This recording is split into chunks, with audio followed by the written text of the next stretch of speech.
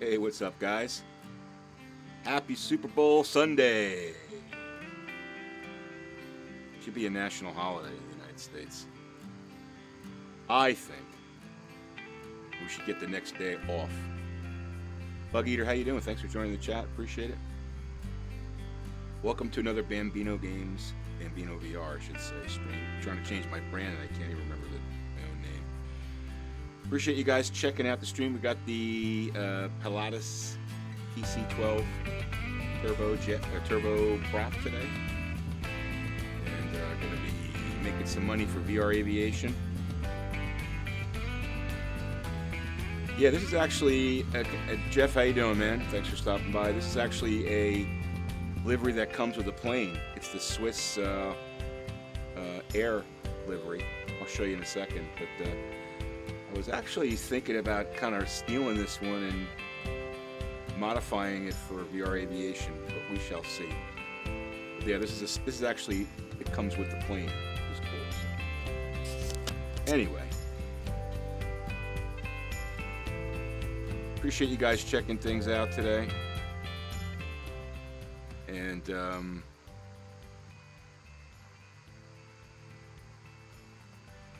we're going to be in Tampa area, Florida, Western Florida. Great place to fly this plane. I'm renting this plane. Don't own a plane down there. Yeah, it definitely looks VRA-ish. When I first saw it, I'm like, oh, that looks pretty cool.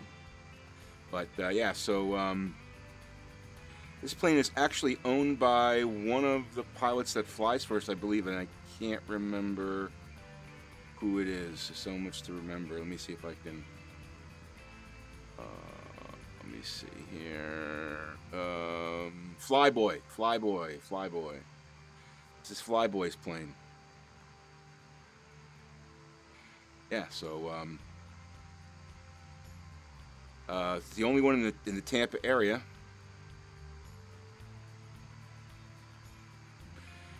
Crash Distal, how you doing, man? Thanks for stepping by. Appreciate that. Thanks to everybody for stopping by. So we're going to do a couple of flights here, at least one, maybe two flights in Tampa.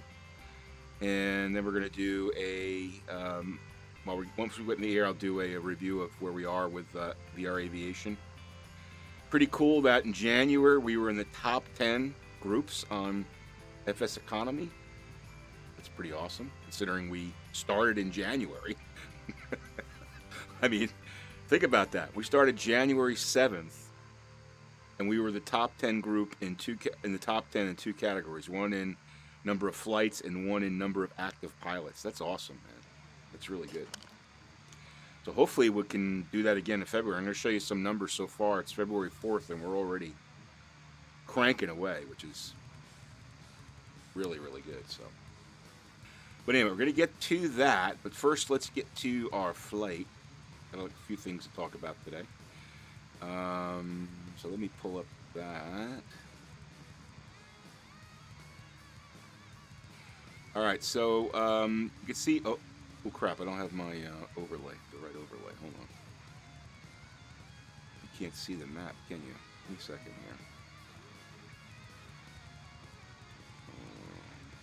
here. All right, good. There you go.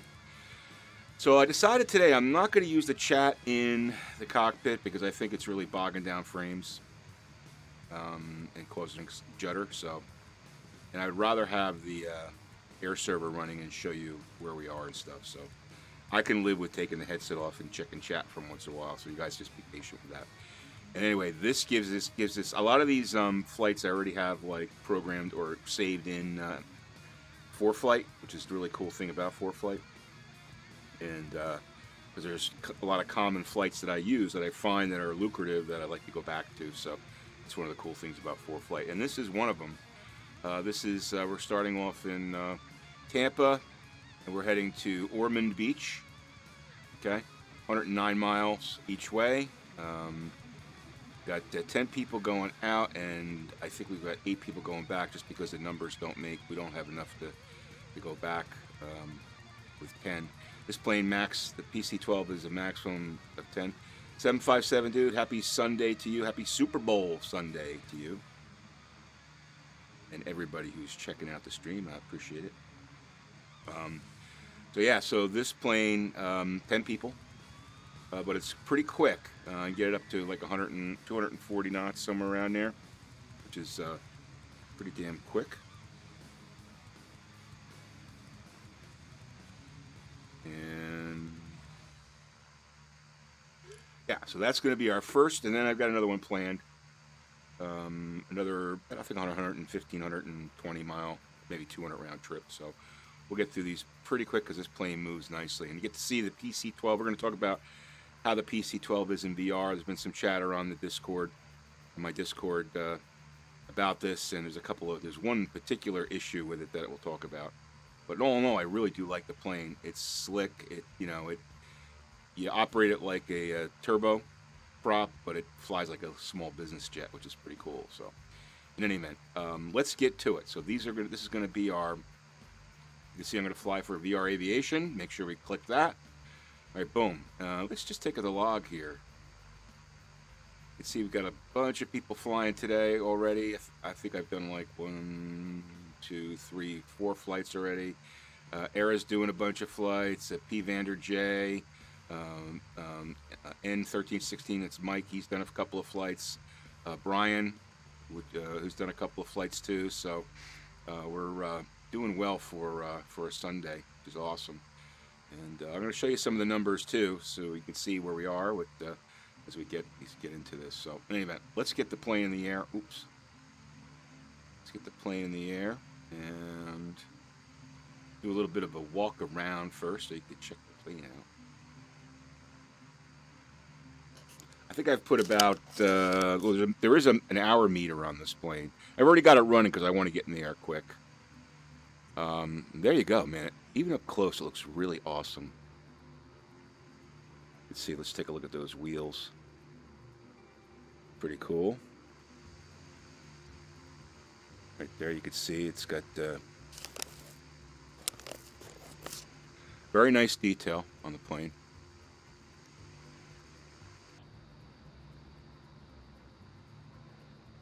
Ailerons, this little aileron's working. Make sure, let's go back to here, go back of the plane. Elevator's working, rudders are working.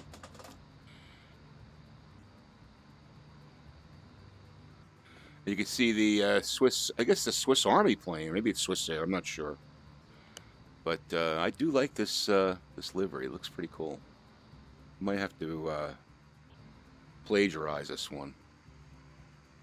Use it for VR Aviation. Although I like to do our original ones. I think we'll probably just do an original one, but maybe take a little bit of inspiration from this guy. So, in any event, that's what the livery looks like. Let's take a look at the front. Got that silver. This is what I love. Like, check out the nose cone on that. You could see the reflection of the circle for the teleporting in there. That is pretty amazing. You know, think about the detail level of detail of that in software design. And when you're flying around, you could see that when you're flying in the air, if you have like an engine on the side or whatever, if you're out here looking at it, you can see the reflection of the ground textures moving, the real ground textures that you're covering, which is pretty cool too. All right, plenty of lights on this. You can see 1, 2. I got the lights on too. Anyway, that's it for the outside. Everything looks good. Let's get inside the cockpit. Cockpit has a real kind of jet feel to it. Business, like small business jet kind of feel. Yeah, you get your 2 GPSs. One, the bottom one, I haven't figured out how to make it work yet. How to get it to work. And the top one has a little bit of an issue, and I'll talk about that in a second. But you can see here, beautiful cockpit. Well instrumented, and if we go back here into the cabin area, there's our door. As we walk backwards here, you could got nice comfortable seating. I think this one is actually configured to sit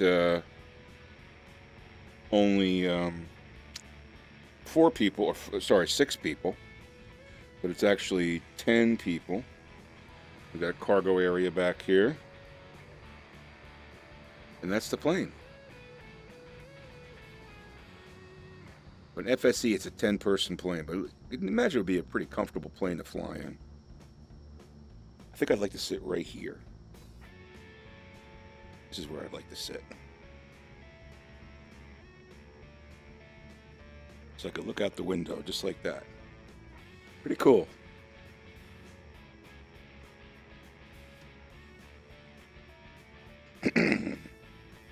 We've all had this kind of view before, flying on airlines and stuff.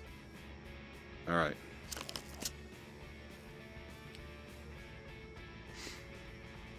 I'm going to get my FSEconomy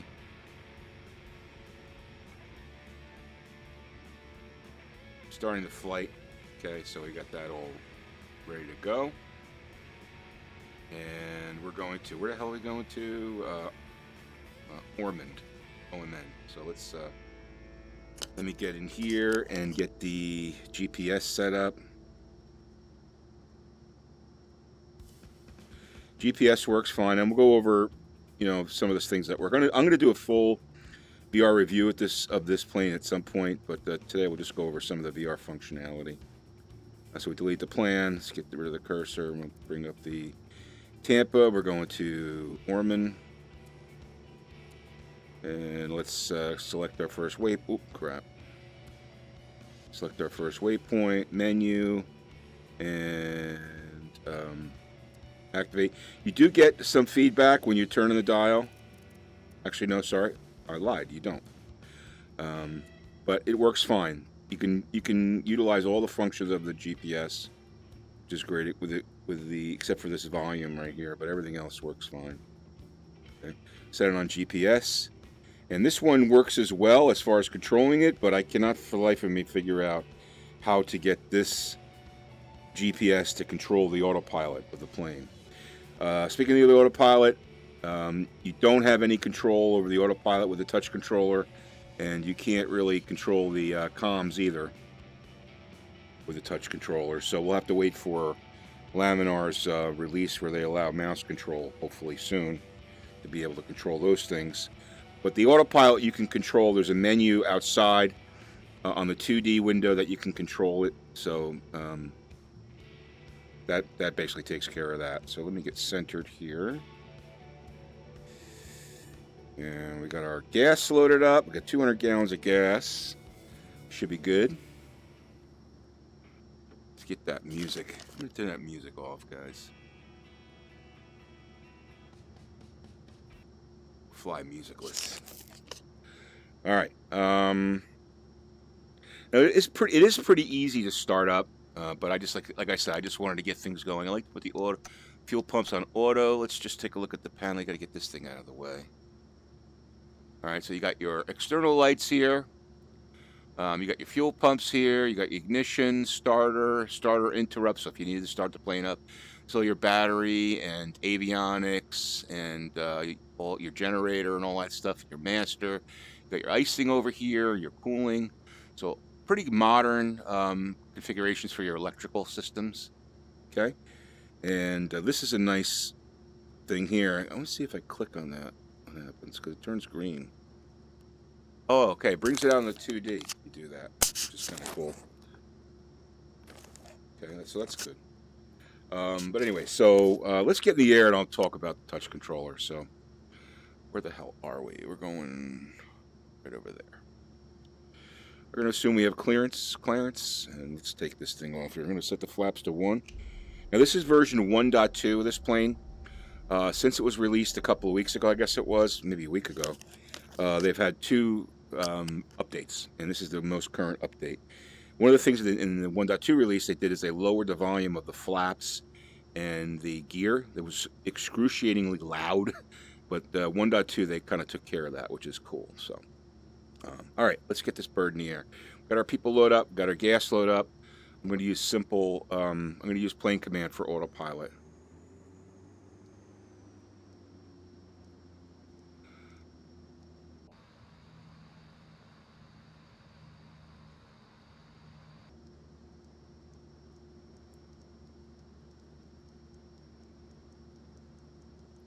Hear that clicking? That's the problem with this plane. That clicking. It comes from the GPS. When you turn the GPS, the CDI on the GPS off, the clicking goes away. Approaching runway 01 right. I'll show you.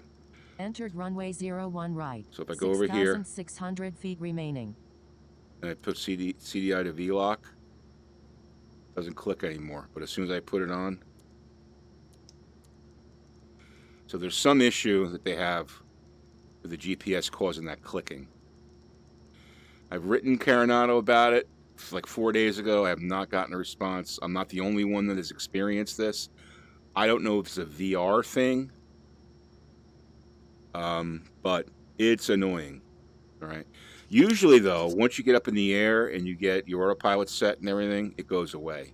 It's usually only when you're taking off and landing it. But I've had a couple of times where I've loaded up the plane and it was like constantly loud and it sounded like 5,000 people playing castanets, you know.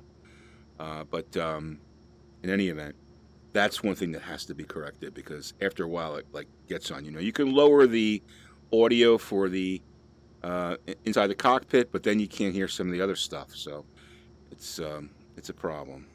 All right, let's get this bird in the air. Turboprop, so you got to make sure you watch that torque. You don't want to overcook this baby. Get up to about 35. We'll release the brakes. Get it clicking. You get a little P factor on it. Approaching runway 10. Thank you. 28.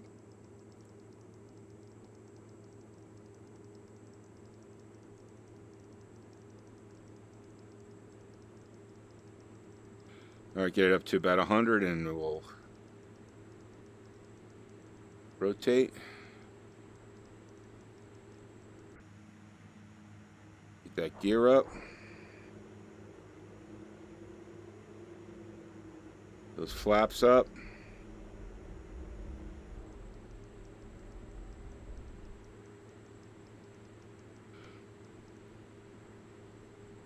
Very smooth. Like I said, it feels like you're flying a business jet.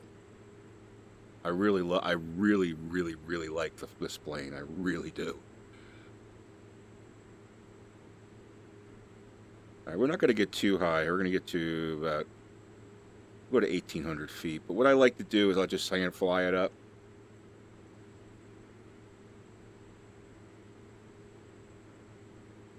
Also, you have this little, I don't know if you hear that little low volume beeping. I don't know what that is. That came in 1.1 release.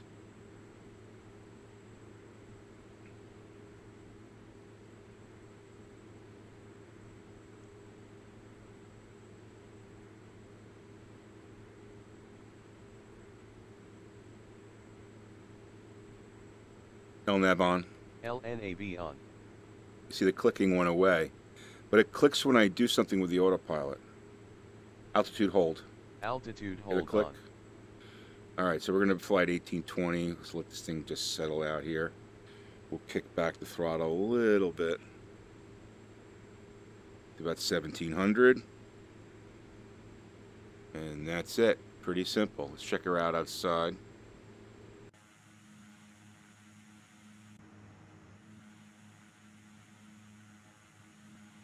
Nice looking plane.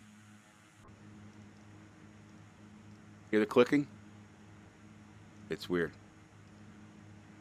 Seems to happen when I move my head.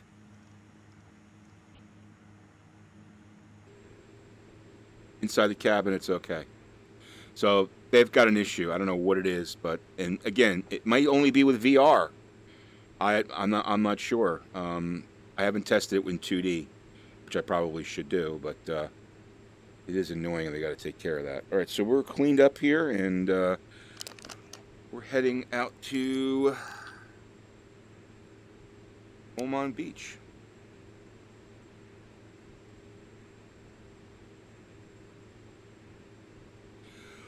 Yeah, but the SR-20 is V-Flight Air, Jeff. The SR-20 is V-Flight Air, not Carenado. I don't know. You had a clicking issue with the SR-20? Well, this is the only Carenado plane I've got. Let's see, I've got the B1900D. I've got this plane. I've got the Seneca. And I've got the 208. And this is the only one that clicks. This is the only one that clicks. But anyway, hopefully they'll fix it. And like I said, the good news is that once you're in the air, it seems to go away. So, all right, well, let's get to the update here. I want to talk about that a little bit. So, let me get my Chrome update here. So let's take a look at where we are financially for VR Aviation, the VR Aviation Group. We've got close to $900,000, actually just about $900,000 in cash, which is awesome, considering some of the things that we've done over the last week, and I'll talk about those in a second. But take a look at our monthly statement for. Well, let's look at January 1st. We made almost 3.2 million in assignment income. We netted about 1.1 million, which is awesome. We didn't have much FBO income because we really didn't have those until towards the end of the month when we merged with RML. But for the most, and then we had a couple of payments here. I can't remember what these were. These were investments.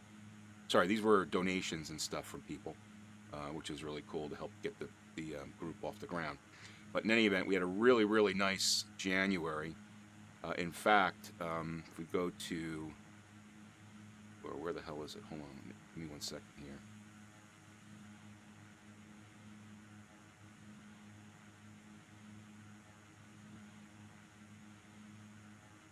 Okay, here we go. This is the FSC Reporter, the new issue of the FSC Reporter.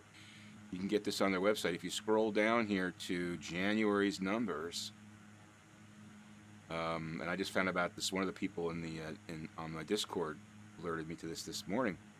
You could see in 2 categories, top 10 groups and flights were number 4 with 641 flights. See Snack Air there, that's John Fly's group. And then top 10 in active pilots, Snack Air has got 66 pilots. They have double the pilots of us. They've got a lot of pilots. But we're number 2 with 30 active pilots, and actually we've added a few since here. So that's pretty cool. The first month that we were in operation as of January 7th, that's pretty cool. The first month of operation that we hit the top 10. It's awesome. I scanned here and I didn't see anybody from our group in the top 10 pilots, although some of them probably could have made it because of the amount of flight time that they put in. But you can see here, this is interesting to see because it'll show you like the top aircraft, right? Top aircraft by flight. Caravan, Skyhawk, just because there's so many, the 1900D. So you can really see the Caravan 1900D are the most used. And here you can see top purchases, the Caravan. You don't see a lot of 1900Ds because they're, over $1 million. But the PC-12 actually has moved up, I guess because it was released. We kind of expected to see that. But also you can see it here too. So this gives you a good idea of the types of planes that people are flying, and usually those are the types of planes that are making money. So congratulations to everyone in the group for all the flying you did, and for getting to the point where getting us to the point where we're in the top 10 in our first month of existence. That's awesome. So what I want to show you though is that hold on, let me get to the, here we go, FSEconomy, banking. The current monthly statement we already have, it's the 4th, right? We're in the 4th day of the month. We already have $700,000 in gross income, which is awesome. Okay. We also have some rental income, which is nice, but also our FBO operations, because now we have all these FBOs as part of the group, we're going to start to see some revenue coming from that too, which is really cool. So I'm expecting us to have an excellent February, and if everybody keeps flying, again, you take a look at the log here, you can see the last couple of days, everyone's been, hitting it hard. Okay, which is awesome. Okay, and the more people that fly, the more money we're going to put in the bank, and the more we're going to have to build things out. So congratulations to you guys for all the hard work and the fine effort. Appreciate that. So a couple things that we've added, if you look at our FBOs here, the big thing that we did was we paid off Mooney in Butte. This was a FBO that came to us from the RML merger, Mike and Sapper, those guys nice enough to merge with us and bring a lot of assets into the group. But one of the things was there was $450,000 in debt on this group. So since we made all that money last month, we decided to pay this thing off. So this thing, as you can see now, VR Aviation is the FBO here. It's free and clear. So we're going to start to see some nice revenue out of this 3-lot airport, where the more we fly there, more we get gas there, the more people who buy gas there, the better. Now, we're current month, we already have 19 flights out of there, and it's only the 4th. So if this is like 30, 60, 70 flights, this will be a nice revenue producer, right? So that's pretty cool. And in addition, we added another FBO. This is in the Northeast. Okay. This was Pottstown Municipal. It's a small airport in Pennsylvania.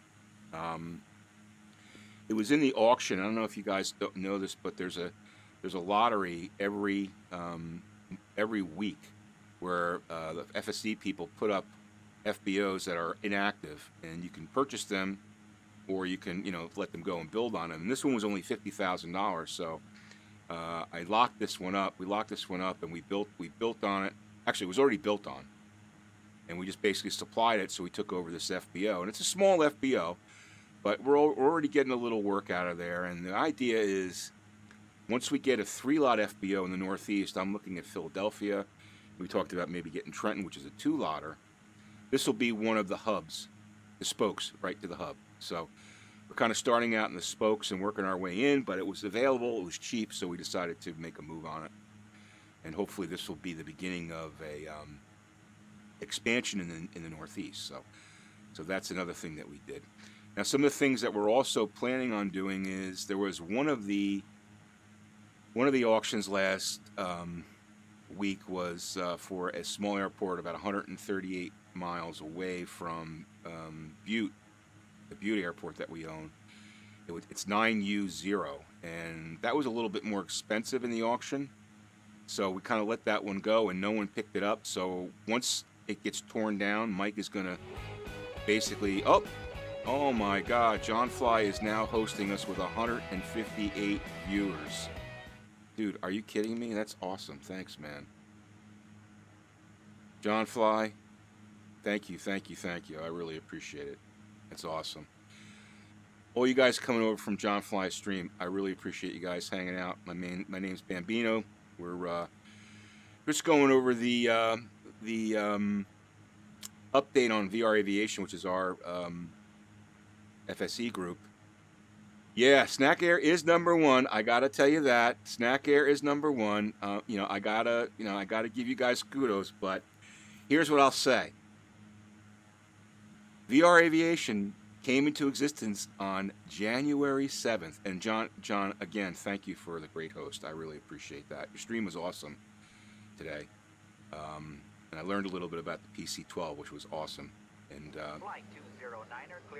well, thanks for the follow, Jaden. I appreciate that. But what I was about to say was, even though, yes, you guys deserve to be #1 on that list, you got to give us some kudos. You got to give us some kudos for being in the top 10, having only started on January 7th or 6th, whatever it was. You got to give us a little bit of a shine for that. So I thought that was pretty cool. But you guys totally deserve it. I know you've got a bunch of pilots there that are flying their asses off, which is a lot of fun, man. Hey, listen, for me, and I'm sure you guys agree, FSEconomy is something that makes flight simulation awesome and fun. It just gives you a purpose, and that's what it's all about, having a purpose to have fun. And you meet people and stuff, and it's a lot of fun. Hey, KJO, how you doing? Thanks for joining. Appreciate that. Dirts, come fly for Snack Air. Yeah, now you're gonna try to steal. Don't steal my pilots, Dirts. Don't steal our pilots. We're happy over here. They've got pension and benefits and good medical coverage, so we're all happy over. We don't have the thousands of airplanes that you guys have. Thanks for the follow, man. I appreciate that. Thank you. But hey, listen, and I will tell you this. Today I'm an Eagles fan, so I know that John Fly is an Eagles fan. He was talking about Randall Cunningham. Randall Cunningham I agree with you. Randall Cunningham changed the Eagles, and actually changed quarterbacking in the NFL. There's no question about it. And I miss him. He was one of the reasons I'm a Jets fan, unfortunately, but thinking about migrating to a different team. And the Eagles, they're kind of in my backyard, and I've been following them a long time in the NFL. In the NFC, they're my favorite team. So I really would like to see them beat up on the Patriots today. Although I will have to say that, Tom Brady's, probably the best quarterback that ever lived. So it's going to be tough for, let's just say, the top backup quarterback in the NFL, to go after him. But anyway, should be a good game, hopefully. But healthy recruiting? No. That's called poaching, Dirks. It's poaching when you come into somebody other's stream and poach pilots from their group. That's poaching, dude. Poaching. That's not recruiting. Anyway, I'm just kidding you. Barry Sanders, yeah, I miss Barry Sanders too. Barry Sanders is awesome.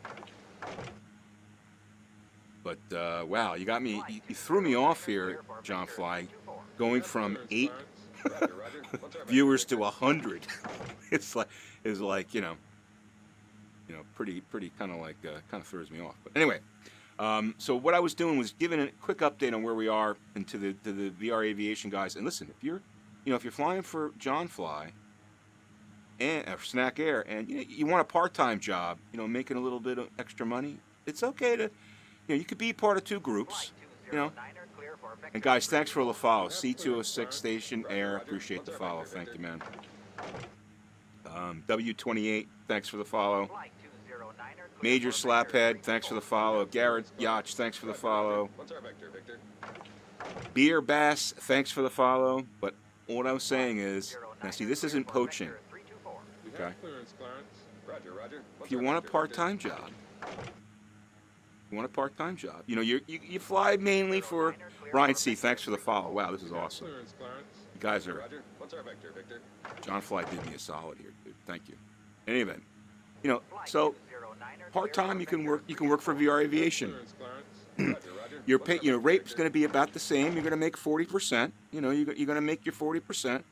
But we have a couple little secrets in our group that'll might help you get some lucrative flights. We've got some interesting things that we do to help us be productive. So, anyway, might want to check those things out. Yeah, it's okay to have a part-time job. But in any event, so what I was talking about is Pottstown here, N47. So we acquired this one, $50K, pretty reasonable. It's going to be the beginning of our eastern move, northeastern move. So hopefully we'll be able to someday attach this to a 3-lotter somewhere. And kudos to Mike N1316NC, who is the big help in the group as far as understanding the FBO, the ins and outs of FBOs and how to make them productive and profitable. So, oh, Dirt's applied. Whoa. Now, did you apply to get some G2 on what we're doing? Or did you apply to really be a true VR aviation pilot? Strodow, thanks for the follow, man. I appreciate that.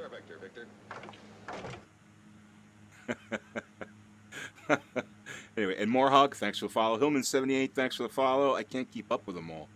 Fazakaz74, thanks for the follow. Thanks, guys. I really do appreciate it. It's awesome. So what I was talking about, too, is you only have 3 groups currently new. You need more. All right, well, that sounds cool. What I was talking about is in Montana, where we paid off. Let me just pull it up here. Where the hell is it? We paid off BTM, so we now have a 3-lotter that we own, which is awesome. 9U0, which was up for auction last week and didn't get bought. Hopefully we'll be able to pick that one up and make that part of the network. So right now we've got 9 in the network. Let me just bring the FBOs up here. So this is the one in the U.S. in the Northeast, but we've got 1, 2, 3, 4, 5, 6, 7, 8, 9 in the network, all pointing back to Burt Mooney. And this is beautiful country to fly in. Flight 209er, clear for vector 324. We have clearance, Clarence. Roger, roger. Blackhawk 2000. Thanks for the follow, man. I appreciate that. So we have plenty. We've got a lot of work out there at BTM, and actually, if you've got ortho built out in the Butte, Montana area, and probably about 200-mile radius around it, it's really a beautiful area to fly in X-plane. It's just actually really stunning. You got you got the Rockies there. It's just you got all these valleys and stuff, and it's challenging to fly in and out of these little airports. Some of them are dirt strips, some of them are grass strips, some of them are asphalt. But it's a real challenge if you've got and at BTM we've got SR20, actually 2 SR20s. One is owned by one of our Jeff, who's in our group. And we've got a Skyhawk there you can rent. So we've got some smaller planes that you can rent, and usually there's a Baron here as well. But some really interesting flights in and through the valleys of these mountains. And if you, like I say again, if you've got ortho, it looks incredible. So check that out, and make sure you buy lots of gas there. So in any event. All right, so that's pretty much it for the VR Aviation group. Sorry, there's one more thing. Robo, who's one of our pilots, is working on a scenery design for the FBO that we bought at Pottstown, N47, and hopefully we'll be able to get the VR Aviation logo on one of the garage doors, which would be kind of cool. And we'll probably make that available on the org. Laura Reyes, thanks for the follow. I appreciate it. I really do.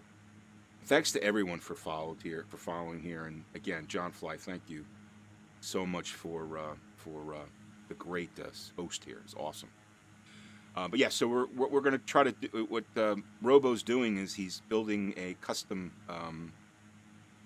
scenery for N47, and hopefully we'll have some VR Aviation signage and stuff on there. Put our logo on there and stuff. So speaking of logos, I am in the process of working on a livery for the 1900D workhorse of FSE, a VR Aviation livery for that.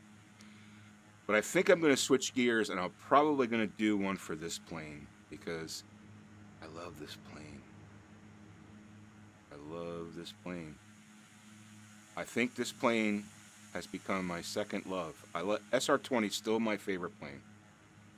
This plane is so much fun to fly, and 10 passengers. It can make you money in FSEconomy. So I think I'm going to switch gears. I'm going to put the B1900D livery on hold, and I'm going to work on the livery for this VR Aviation livery for this. Probably stream that like early next week at some point. But yeah, so that'll be in the works. All right, let's see.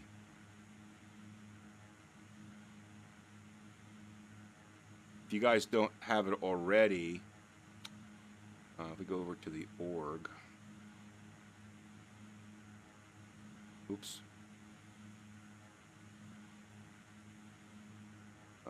Let's go to the org. And for those of you who join VR Aviation, one of the perks and benefits of being part of our blossoming group is you get the, where the hell is it? Oh, that's not, let me go to downloads. Is you get to share in the VR Aviation liveries that we create. First of which is this guy. Where the hell is he? This guy right here for the 208. So if you fly the 208 for VR Aviation, now, even if you don't fly for VR Aviation, it's okay with me if you use it. It's free on the org, okay? Download it for free. 60 people have downloaded it. But here's what it looks like. Pretty cool. Kind of has a, I think Control Jeff said it kind of has like a Coast Guard feel to it with the orange and with the, it's really red, it's not orange. It's red and black. But there's our logo. And a tail number with the Golf Charlie for Grand Caravan. And this is one of the perks and benefits that you get when you join the VR Aviation Group. So, anyway, so the next one I'll be working on will be for the PC-12, which should be awesome. So, looking forward to that. All right, here we are. Microsoft Gamer, thanks for joining the stream. Garrett, thanks for joining the stream. All you guys, and thanks for all the follows. So the other thing I wanted to talk about, kind of big news for me, is personally my YouTube channel, which is Bambino Games. I just hit 10,000 subscribers on there this week, and just to thank everybody for that achievement. It's, you know, these days it's pretty hard to hit 10,000 subscribers, and I'm really proud of that. And it wouldn't have happened without all the support from all the folks that watch my channels and stuff. So as a bonus, as a special shout out to you guys for supporting. We've got a giveaway going on over there.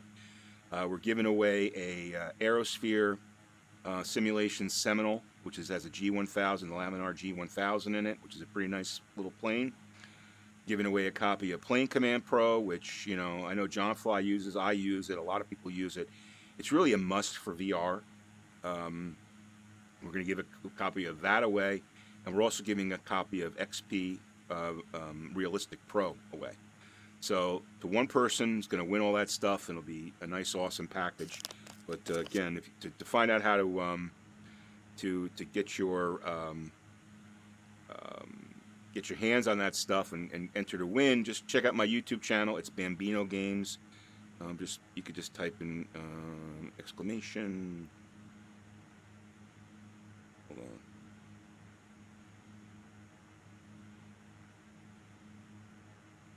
There it is. Go right there, and make sure you check out the video I put up describing how to get into this giveaway.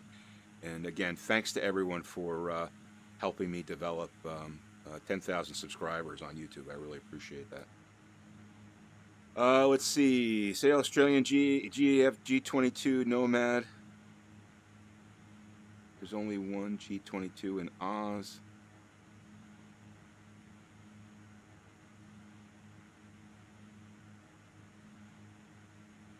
I'm not sure what you're talking about there, dude. Rendezvous, how are you liking the new PC-12 in VR? I love it in VR. In fact, once I land here, we're just about to land here in Ormond Beach. Once I land on the way back, I'm going to put the headset on and we're going to go over the functionality of the touch controller inside this thing. So I'll talk about that in a few minutes, so stay tuned for that. But yeah, so far so good. There's only a couple things that are a little disappointing about it, but you know, it's not advertised as a VR compatible plane. In fact, very few planes are. In fact, I think that DC-3 from, and I always forget the name of the company that put that plane out, is the only plane I know of that is VR compatible, third-party plane that is completely VR compatible, which means you can actually use the yoke. Oh. Well, I'm not getting alerts on my thing here for some reason, but someone just, give me a second here. Flight 209er, clear for vector. Jay Callan, thanks for the follow. I appreciate that, man. Thank you. Roger. What's our vector, Victor? All right, so what I was saying is, yeah, so there's very few, the only planes that are really functional in VR, which means you can use the yoke with it and all that, is are the Laminar stock planes and that DC-3. But let me get to this in a second because I got to land here. Otherwise, I'm going to crash this plane. Let me get back in the cockpit.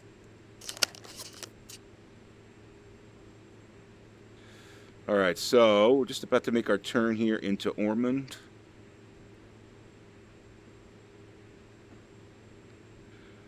Get myself adjusted in the seat. And a lot of people ask, what I do is I've got the hat switch set up so I can go up and down, left and right.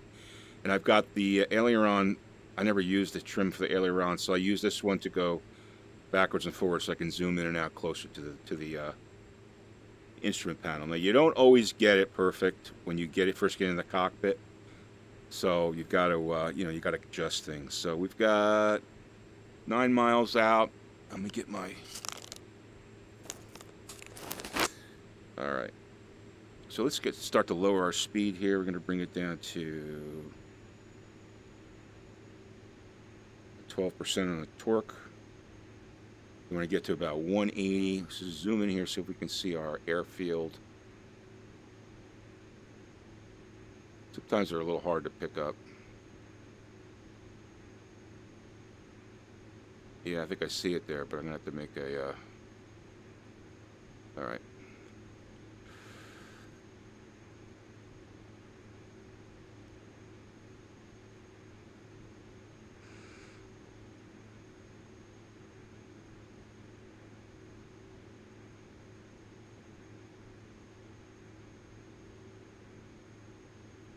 All right, this landing is going to show you how wonderful it is to land in VR. So I just took it off autopilot. I'm going to start to descend, hand fly it in. Slowing the plane up.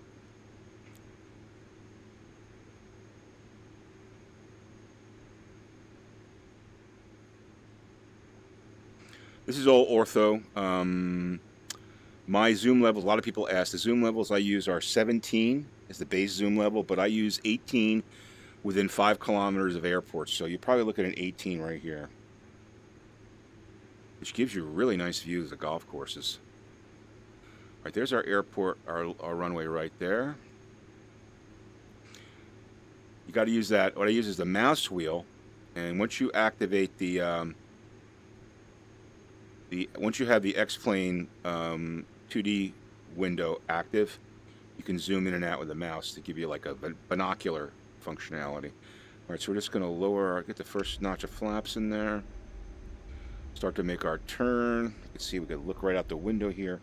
And just, you know, turn your head. You could just get an idea of any traffic that's around. That's the wonders of VR. You know, just being able to turn your head, not having to use like track IR or use a mouse to change your view. It just makes it so much easier to land a plane. Our second notch of flaps. Get our gear down now. One thing is, the gear and notch and flap sounds were really, really loud when the first release of this plane came out, and 1.2 lowered the sound of that. I hear that clicking? That's the GPS clicking bug.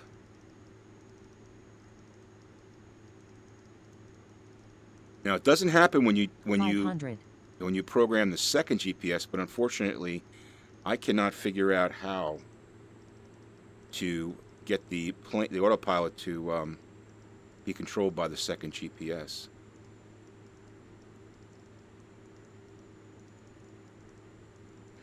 All right, we should be good here. There's kind of a short runway. This plane doesn't stop very quickly. The B1900D actually stops quicker than this plane. Let's get our trim up a little bit, nose up. Right on the center line, or close to it. Flare it out, throttle down. Let the plane just cushion in. Oop. There you go, beautiful. Hit those brakes.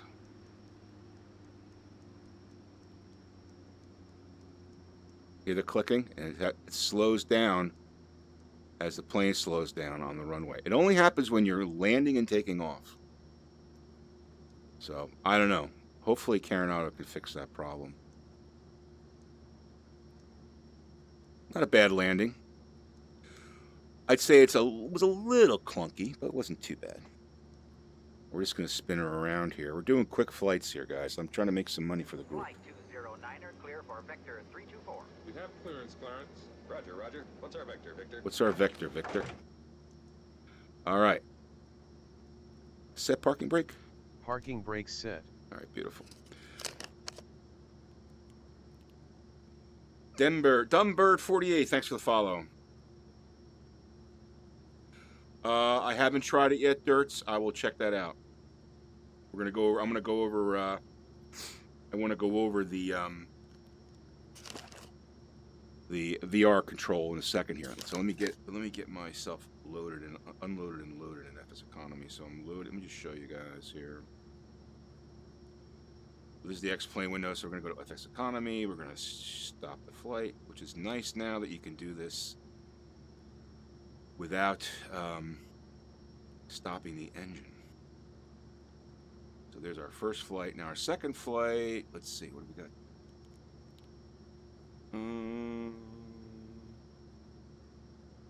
Okay, so this guy's not going to fit. Get rid of him. Plenty of gas. All right, good, we're good to go. So let's get this guy started, and we should be good to go there. We'll go over the numbers after we finish the round trip. I'm going to get rid of the X-plane window. What you're seeing here is the actual, what I see in the headset. Okay, just catch up on chat. Yeah, golf courses, John Fly, for sure. Go back and forth between 4K TV and Rift. Both are nice. Yeah, 4K is nice too. The main difference is, you know, it's clarity versus 3D. And, you know, all I can tell you is when you land a plane in 3D, when you're flying in 3D and you get depth of field and you feel like you're actually 1,800, 2,000, 5,000, 10,000 feet in the air, it's pretty amazing. Oh, I didn't even know that I don't have that Reality XP software, so I haven't really tried that. I didn't realize that was an issue. Let's see, but I'm sure they're working on it. Now that, now that Laminar's kind of like put the stamp of approval on VR, I think all these third-party companies are going to now start to come into play.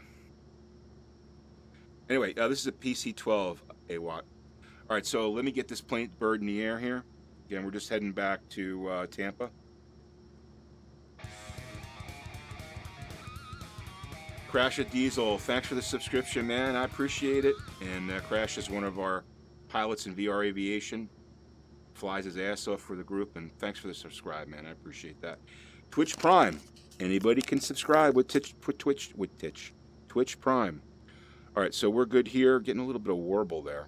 Let's get in the air.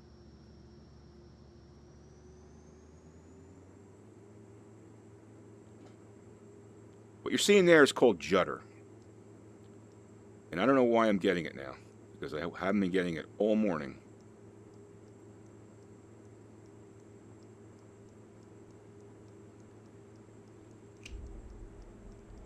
Hopefully it'll clear up once we get in the air.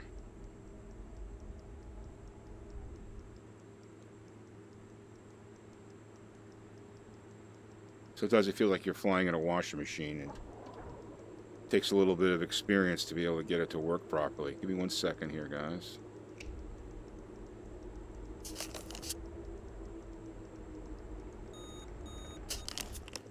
All right. What you have to do is the X-plane window, if you close that, usually it relieves the judder because it's only updating one thing. All right, let me get myself on course here. It is like flying a business jet, man. Anybody that flies this plane will tell you it's like it feels like you're flying a small business jet. Even sounds like it. You don't hear any propeller sound, which is kind of odd to me. I'm not sure if they got that right. I want to see if I can find a video of an actual PC-12 and what the engine sounds like. Outside, I think it sounds like a prop. But inside the cockpit here, you don't hear the propeller at all. All right, so we're going to get this up to about 1,500. Well, we're in Florida, John Fly, so there are lots of golf courses for sure. El Navon? LNAV on. Altitude hold. Altitude hold on. All right. Let the plane do its thing. Do you guys hear that low volume beeping? You guys might not be able to hear that. So I got my headset kind of turned up a little bit louder. So, in any event, so let's just check chat real quick. So VR gives you the feel of true 3D depth of field. Yes, it does. W28, it absolutely does. Yes, VR X-plane VR is in beta. It's actually in preview beta. Really, is what Laminar says. First version, which came out on Christmas Day or Christmas Eve, I can't remember. So it's been about a month. We're expecting a new update soon. But yeah, it's still in beta. It's really alpha, I would say.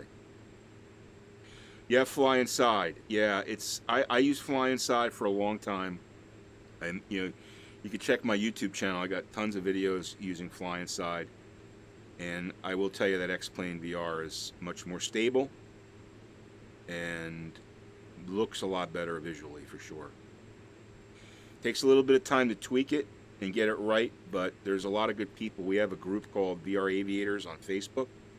Just search VR Aviators, and you'll find a bunch of people there that'll help you get things up and running. Is it stable? I shouldn't say this. Knock on wood, I haven't had a crash yet. I started running a second copy of X-Plane with this running on it, and I used it for about 2.5, 3 weeks before, actually about 2 weeks before I switched it over to my main. I would recommend trying it out first on a second copy of X-Plane, and then once you're comfortable with it and get things tweaked, then move it over. I don't have the link for the Facebook page, but just go to Facebook and search VR Aviators, and you'll find it. It'll be pretty easy. Used VR several years. 3D looked, felt layers a bit like props on a stage. Yeah, I understand what you're saying. I have a video on my channel about VR aviation, and you're going to sacrifice clarity. It's not going to be like looking at a 2D monitor. But by the same token, you're getting that 3D depth of field, and that's what it's all about. Can you read the gauges without zoom? Yes, you can if you have things configured properly. I very rarely zoom in to read things on the instrument panel, but I'm very used to it as well. So hopefully that answers your question. All right, let me get inside the plane here, and I'm not gonna be able to see chat for a little bit here, but I've got some time, and I want to go over the VR functions of this plane. Okay, so got my touch controller. All right, so let me show you the things that I know do not work. All right, we'll start there. So as I mentioned, you cannot control the autopilot with a touch controller.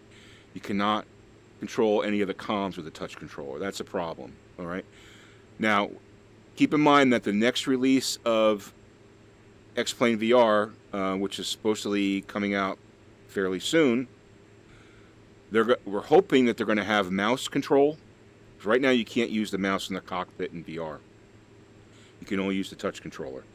We're hoping that they're going to have mouse control, and they're also talking about a functionality called laser control, where I would point my mouse at a button, softly hit the trigger key, or my mouse. Softly hit the, thanks for the follow, dude. I can't see who it is, but I appreciate the follow. I would point my controller at a key or a dial to engage it, slightly press the trigger, and then if I want to actually use it, press it all the way, and I would be able to turn it or select it. Call that laser pointing. And also they're talking about putting mouse functionality in the 3D cockpit. So basically you'd be able to use the mouse in the 3D cockpit like you would in a 2D cockpit. Once they do that, then any third-party plane is going to be usable in VR, because if you can't use it with a touch controller, you can basically grab your mouse, which we all kind of kinetically know where our mouses are. I didn't mean that the way it sounds. Our computer mouses. You can easily grab those and select things that don't work with a touch. But the nice thing about the touch, though, is that it allows you to do things like, I'm going to pull this guy up here because this one's not in use. I go to flight plan, and I could grab this, and I could turn. Just select this, and I can turn. And I get a little feedback in the touch controller as I'm turning it. So it's basically like using a couple of your fingers. Okay, so it's a nice function to have. All right. All right. So let's talk about other things that don't work. Now you can select the a vertical speed lock arm and the altitude arm. You can change the altitude, and you can click on this and change the vertical speed. Okay, so that does work. This doesn't work. Okay, the transponder, you can't touch anything on the transponder, unfortunately, but you can do that with plane command. The Avedon, you can turn that off and on, and all of the buttons seem to work on the Avedon, okay, except these. The range buttons, they don't work. Okay. Let's see. So all the buttons on the GPS work except this volume button right here. Pretty much everything else works on the GPS. You cannot grab... Oh, whoa. You can grab the handle? Wow. I didn't know you could do that. Okay, so in the PC-12, you can grab the yoke. Now that's odd. You can grab the yoke, and you can control the plane with the yoke. Let me just grab that. There you go, up and down, left and right. Beautiful. All right, so that's a cool thing. I can grab the... if I wanted to operate the gear, I could do that. Let's talk about some switches. The heading bug is here. That I know that works. The course bug, that works. I don't want to screw with that. Heading bug, that works. Okay. All of these on the avionics controls, they all work. All these things work. Okay. I can flip open this switch, and this cabin pressure, I can operate these switches and close the safety on it. Same thing here. This is the temperature. I can control that. Cabin temperature, those are all controllable. These are all controllable. Anything you see that lights up in green, I can actually control. Okay. Okay, so that's cool. I can actually, if I wanted to see this in 2D, or on the 2D screen, I can click on that. These don't work. These don't work. Go down here, the trim works. I can open the safety on that, and these two switches work. Flaps work, throttle works, conditioner works. Let's see. Oxygen, that works. I'm not sure if this works, this crank works. I don't want to mess with that. I think that's for... I can move these. I can move these up, I believe, too. Let me see if I can... Let me grab this, put this over on the seat over there. Okay. Yeah, I can grab that. Oh, there you go. So I can put the armrest up and down, however useful that is. If I go back here to these switches here, let's see if I can get in here so you guys can see this. These dials do not work, but these switches all work. This is all the lighting, so I can turn the cockpit lighting on. Those all work. Okay, but these dials don't work. And let's see, what is this? Oh, the emergency handles. I can pull those. Okay, those work. Seem to work. Can't do anything down here. All right, so you get pretty decent functionality with a touch controller.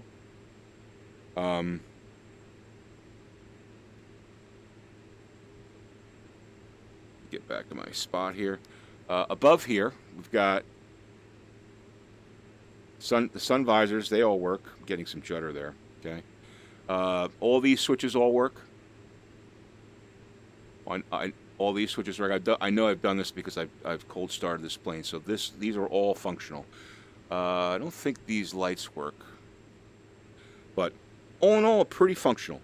And that's a surprise that the yoke is controllable. That's pretty cool.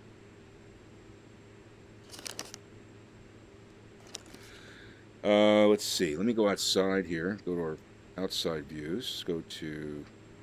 I love this view. This is the ride-along view. Getting a little judder there, but... Now, sometimes when you change scenery, you get the judder. Now, here's the problem. You see that little... the X-pad right there? That's the X-pad. You get this hovering X-pad. We're hoping that they fix that with the next release. It's kind of a pain in the neck. There's our chase view.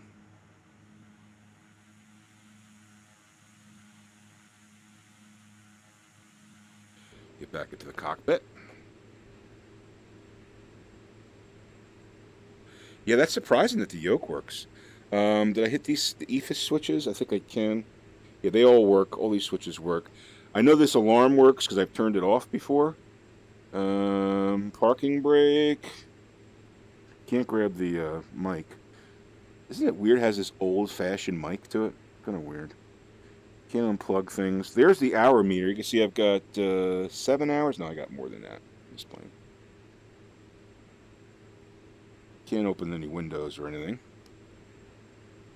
But all in all, pretty functional with the touch controllers. I would say if you have plane command, you could use this plane in VR very easily without any major hassle. So that's a quick rundown. So the disappointing thing is the transponder, the autopilot, and the comm stack all need VR mapping. So in any event, let's see what you guys have to say in the chat here. Let's see. Let me catch up on chat, guys.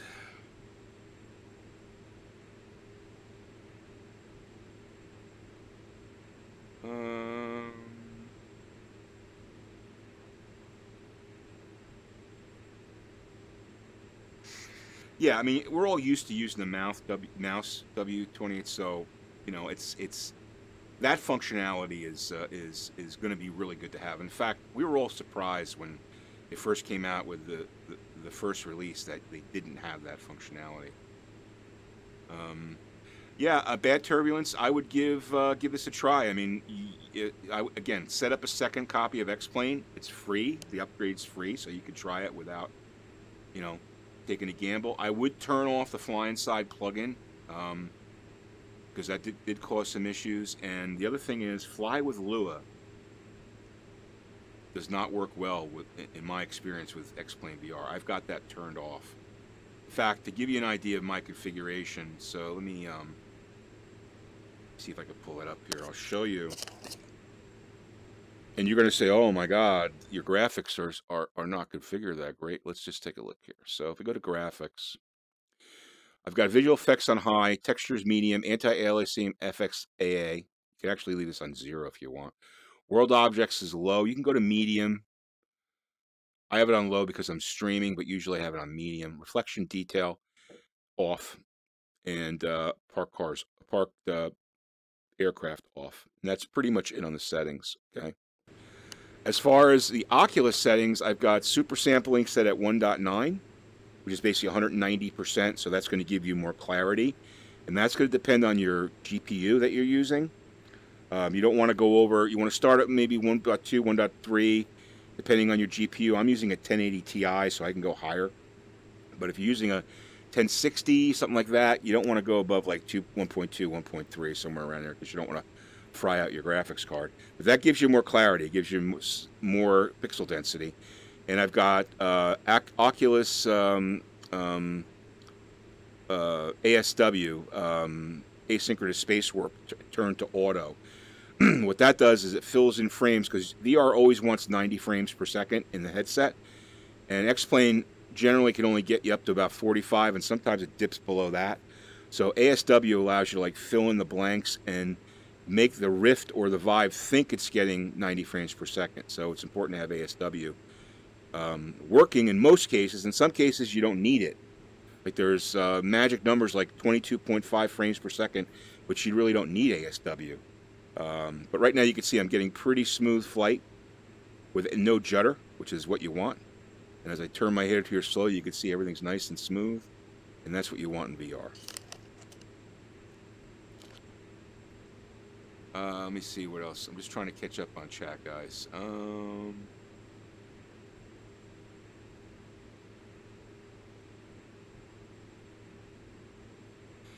I would tell you that it is better than, definitely, bad turbulence, it is definitely better than fly inside. There's no question about it.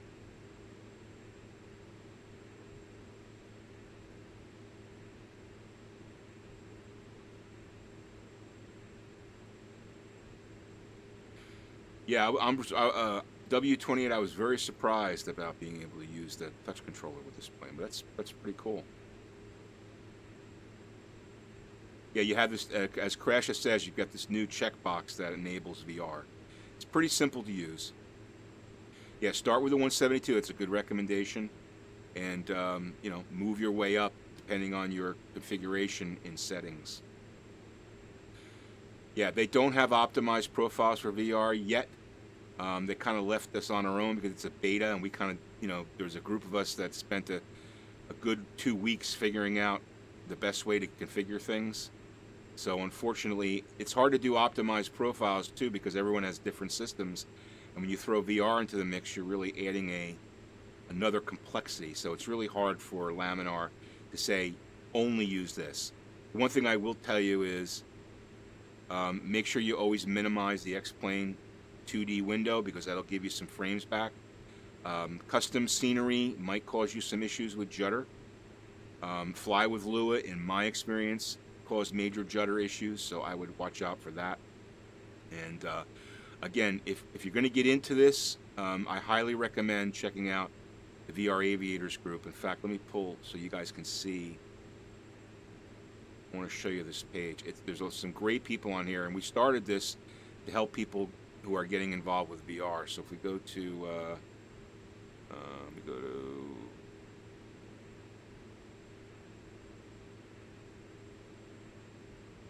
here it is, VR Aviators group, okay, VRAG. All right, so we've got 247 people here. Just search VR Aviators. I could put this link in the chat. Here's the link for the group. I'm going to check that out. But I highly recommend checking that out if you're going to get into it. There's a lot of people there's probably about 15, 20, 30 people in there that really have a lot of experience with VR, and they can help you along, because you might run into issues, especially if you're using a Rift.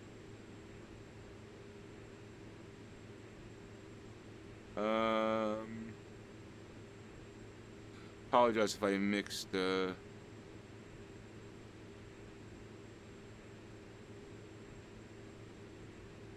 yeah, it's really important to have plane command. Plane command makes your life so much easier in VR anyway. So you can do things like the parking brake if you can't release the parking brake in VR.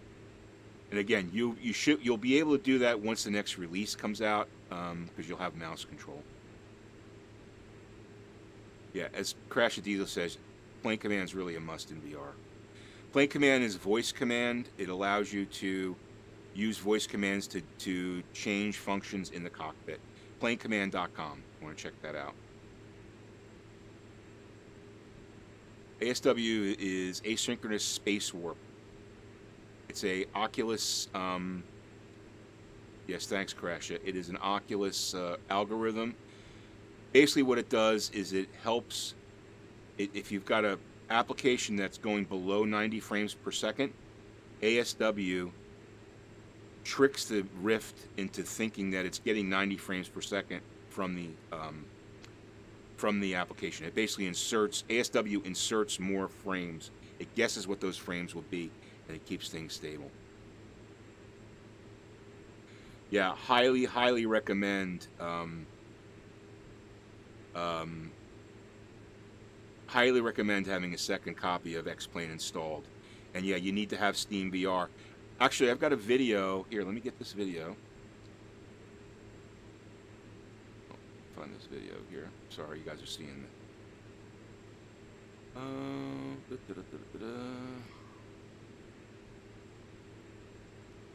So many things, so many people interested, which is awesome.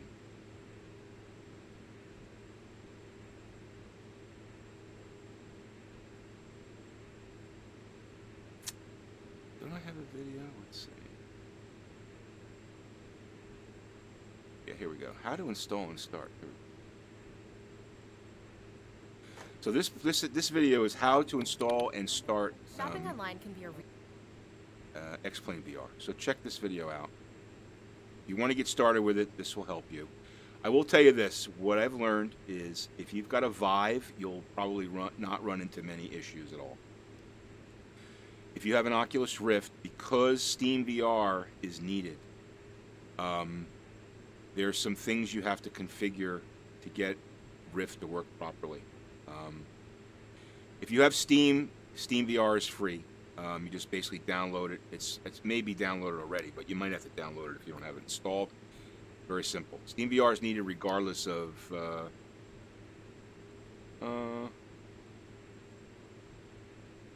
Steam VR needed regardless of X-Plane, Steam, or not. Yes. You need Steam VR if you're running X-Plane direct from Laminar. You need Steam VR. Yeah, you might have some frustrations when you first start out. as Crasha says. But once you get through it, it'll be amazing. Okay. Now, if you're using a Rift, again, you probably won't run into the same issues. You won't run into most of the issues that we've seen have been with people using Rifts. I said if you're using a Rift. If you're using a Vive, you probably won't run into many issues. That's because I think Laminar really used the Vive for development, and it is Steam VR. So Steam VR is basically Vive related. So, but check out the Facebook group. Check out that video that I just sent, that I just posted, and those things will be things that can help you get started.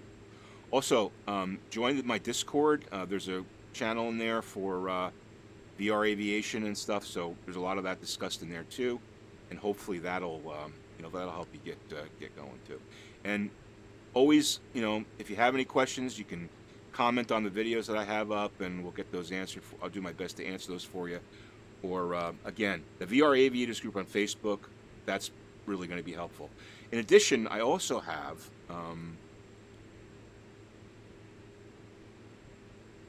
hold on, let me get to this too. You might want to check out on Reddit. I started the VR Aviators subreddit, so on there too, there's some threaded information about stuff. But again, I would highly, if you want to check this out, that's fine. But I highly recommend the Facebook group if you want to check that out. Cool. Well, I said I was going to do 2 flights, guys, but I think I'm only going to be able to do this 1 flight because I've got to get ready for the Super Bowl, man. Now, I saw John Fly's taking bets on his Discord. He's got the Discord snack bookie going. I was able to get 7.5 points from a Patriots fan. That's how confident he is. Not bad, right? Not that bad. So 7.5 points. Getting the Eagles and 7.5 points, not that bad. Hopefully that'll work out. We shall see. But I'm looking forward to the game. It should be a good game. I hope it's a good game. I know it's cold in Minnesota, that's for sure. I think someone said it was like 4 degrees there. But looking forward to that. Super Bowl Sunday. Let me show you my Discord. So if you go on Discord, it's Bambino VR. Let me pull that up here. And there it is. And we've got the lobby. We've got, if you want to post your flight sim streams here. Place where we talk about virtual reality, PC geeks, Pilot Edge. If you're a Yankee fan like me, come on and join. Random thoughts, and then we've got the VR Aviation group. And here, this is the lobby where if you're flying for VR Aviation, we'll talk about stuff here. We've got the VR Aviation FBO flights, and we've got announcements and stuff. Destination ATIS is 126.45. Thank you, ForFlight. This month, February, we have a contest where the top 3 gross assignment revenue income earners, so the top 3 pilots with the gross revenue, will each share some of the net assignment income. So number 1 will get 10%, number 2 will get 6%, number 3 will get 4% of the net assignment revenue. So whatever, after cost of gas and fees and all that stuff, whatever the net revenue is, that's what these guys share in. So we did a contest last month, and person won $210,000 virtual dollars, and was kind enough to give half of that back to the group, which was nice. But we try to run contests every month and attractive to people. So also we've got channels on the flight and the VR flight sims. So here's where you might want to post your question if you're working on trying to bring Explain VR up and stuff like that. So make sure you check out my Discord. It's Bambino VR. Appreciate that. Let's see. Getting close to my turn here. Let's see. Doesn't explain. Keep asking me for a license key if you have multiple copies. No, as long as it's not the Steam VR version. If you're using the regular version, you should be able to install 2 copies without any problem. Keeps asking me to confirm my license, and with having 2 copies, doesn't that complicate things? I've never had it ask me to confirm my license. I've got 2 copies installed. Robo, how you doing? Well, I was thinking about only doing 1 flight, but I might do another flight. We'll see. We'll see. But yeah, no, as long as you're using the X-Plane version, you can have 2 copies installed without any issue. All right, let me get back to the plane here. We're going to be landing in Tampa here shortly. We're in the PC-12 today, Robo. Robo is one of our pilots on VR Aviation, and he's actually the guy who's working on the custom scenery for our new FBO at Pottstown, N47. Kind enough to do that. So yeah, bad turbulence. If you run into any issues, just let us know. And there's a lot of really helpful people that can help you get through stuff.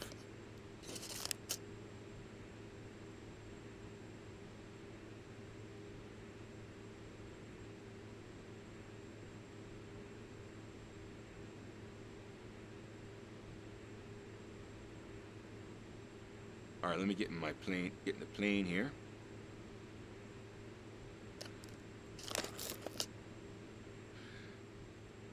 And almost every pilot that flies for VR Aviation has been through the VR configuration experience. So, uh-oh. I thought I was going to hang there. Hear the clicking? The clicking started when I turned to my last waypoint. Isn't that weird? And let me slow this plane down.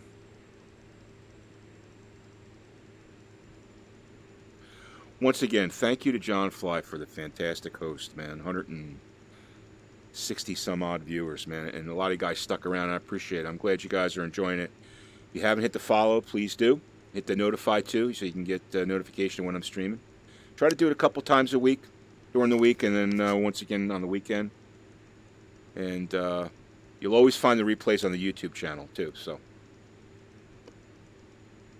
all right, let me get ourselves straightened out here. Taking it off autopilot.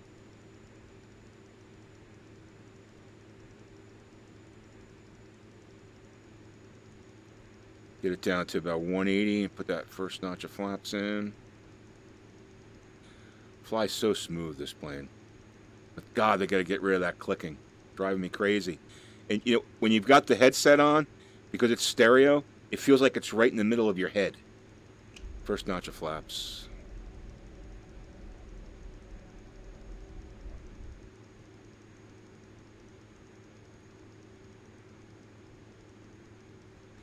Lined up so perfectly. Checking out the scenery. Now you can see we're a little blurry in this ortho. That's because we're, you know, 1,100 feet. But it still looks pretty damn cool.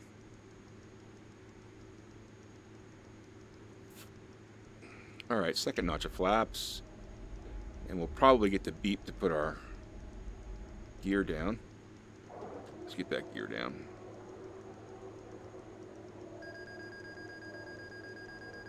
That's the gear warning. Gear is locked. Let's just check that out.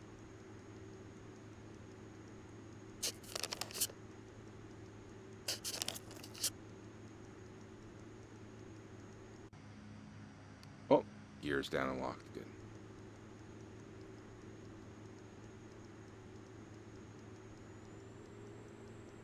$500.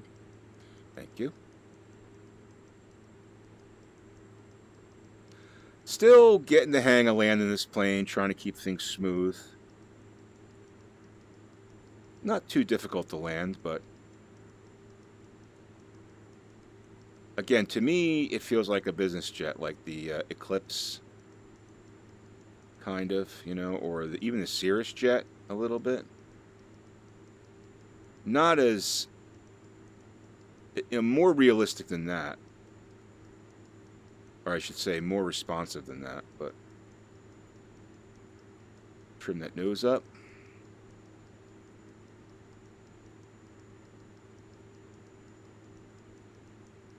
Oh, I hate the clicking. Oh. Just coming down to about 100 knots. Now, I'll confess that I have not read the manual on this plane yet, except I was reading about the autopilot a little bit. But I really need to, like,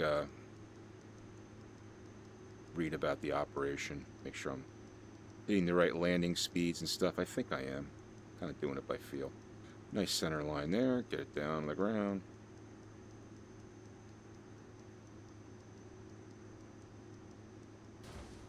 It's pretty, a little crunchy, but that's okay. All right, let's get this baby cleaned up.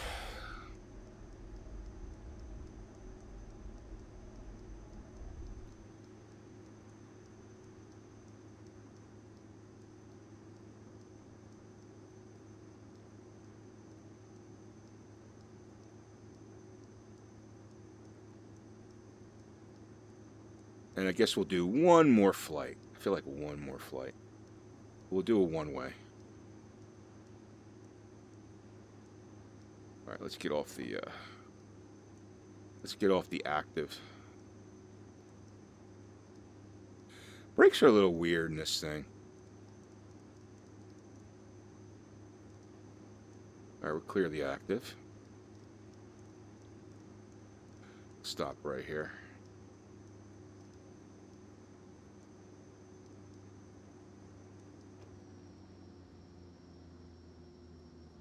Set parking brake. Parking brake set. All right, let's clear out FSEconomy.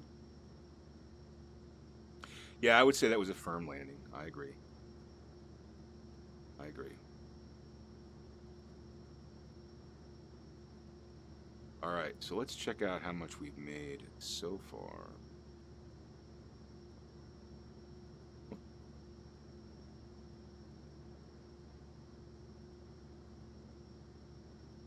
Let's check out, let me just see. I'm just pull up my Chrome window, so go to log. And let's see. So we made 1,100 for the group, and then we made another, well, there we go, 3,000 for me, and about 3,000 for them, so 50-50. Not bad, considering the group pays for all the fees and stuff, so. Yeah, let the one-way know who's boss. Exactly. All right, so I wanted to fly this guy here, 42J. So let me get the 42. I'm gonna we'll fly out the 42J. We'll do it one way. Where's 42J? Come on, give me 40. Oh, where's 42J? Someone flew it. Ooh, it sucks. That sucks. All right, we'll pick something else. Let's go to, someone stole 42J. Oh, there's 42J. So we got 2, 4.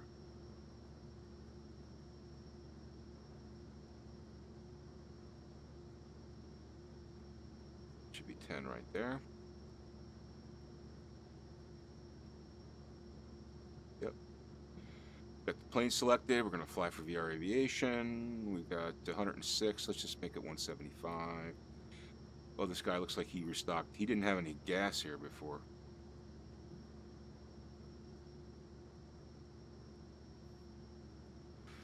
All right, so that's good there. So we got, gonna have to plan this guy out. So let me see. Let's go. We're going to 42J. So here's 42J. How are we gonna come into 42J? We'll come in this way right here. I'm not using RNAV.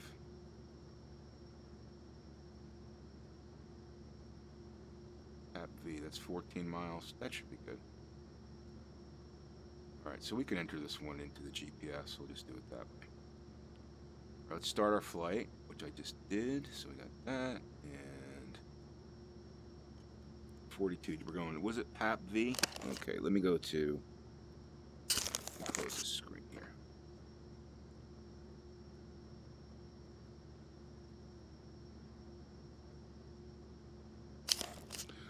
All right, let's go to,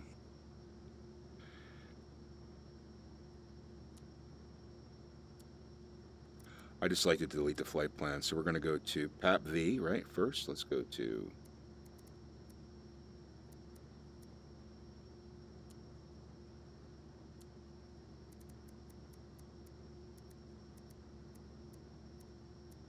Oops.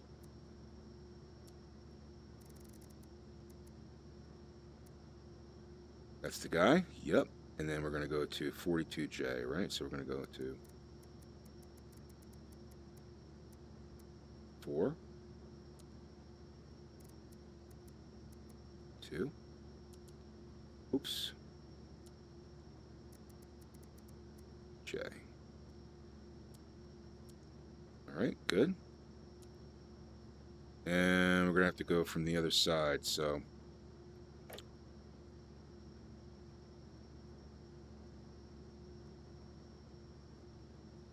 we'll taxi it to the right.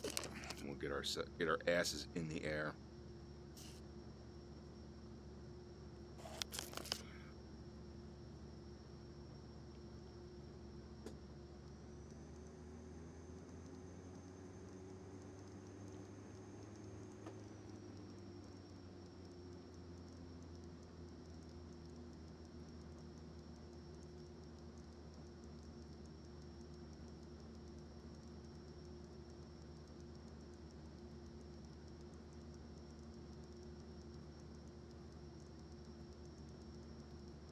Approaching runway 01 left, 19 right. Entered runway 01 left, 19 right.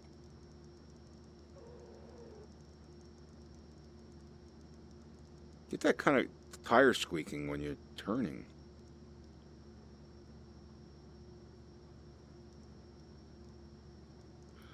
All right, so just final check. Seatbelts fastened. Everybody ready to go. GPS is in. Make sure plane, FSEconomy is loaded. Yep, en route. Let's make a run here. Get back our. Oh, let me enter this here. So we're gonna go clear. Let's clear this guy out.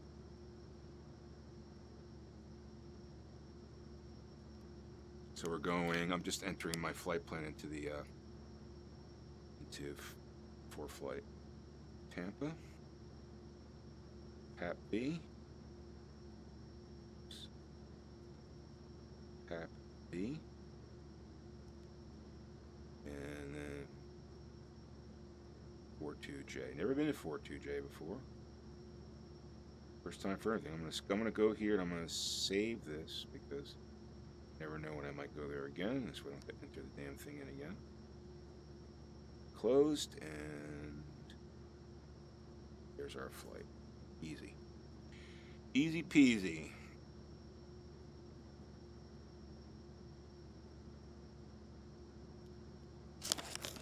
All right, here we go.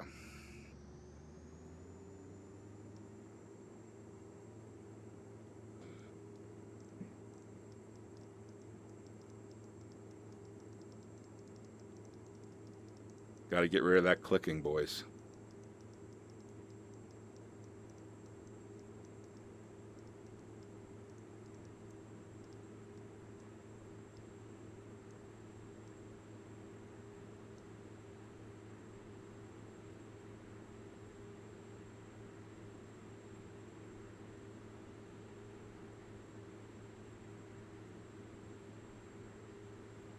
Nice easy takeoff. We'll fly the runway heading.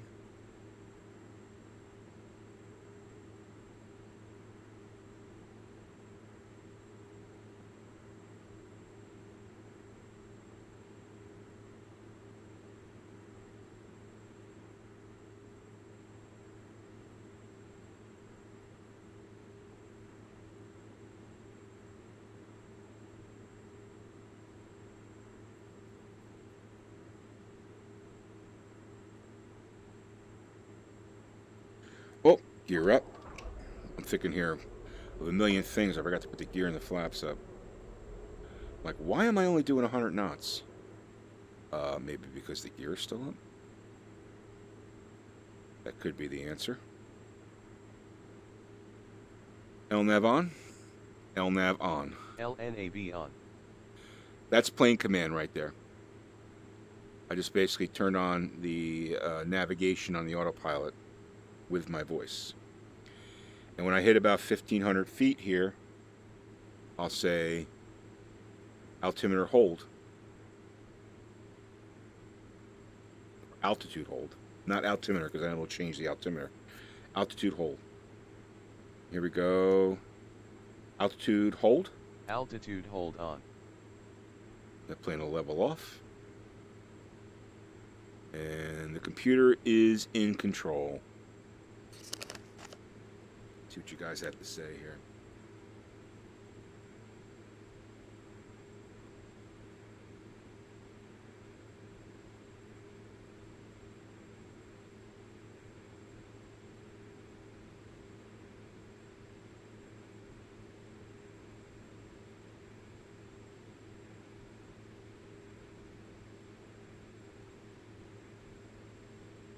Yeah, it's great. Robo can answer a lot of questions for you. He's one of the pioneers in X-Plane 11 VR for sure.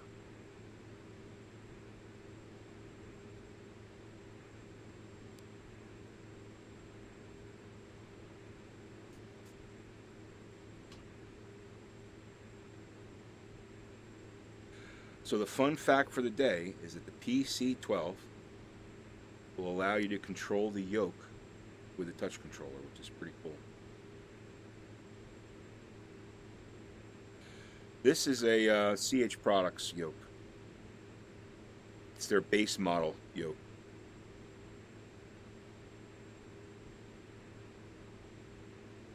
Yeah, we're all kind of looking interesting looking at the Vive Pro. I think that's going to be, you know, a nice device for VR for sure. Basically, you're getting about a 78% increase. They said, I think they said a 78% increase in pixel density.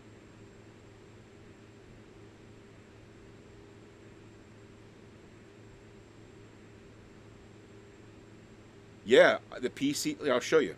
Let me show you. So if I go to, just raise up here. There's the yoke. Well, I got to get my yoke out of the way here. Hold on, let me move this. So I can grab the yoke. Look, I see it turns green, right? I just grabbed it. I can turn it left, up, down, left, right. It works. And this one works too. I'm not sure how that works, but you can control the yoke in the PC-12 with a touch controller, which is pretty nice.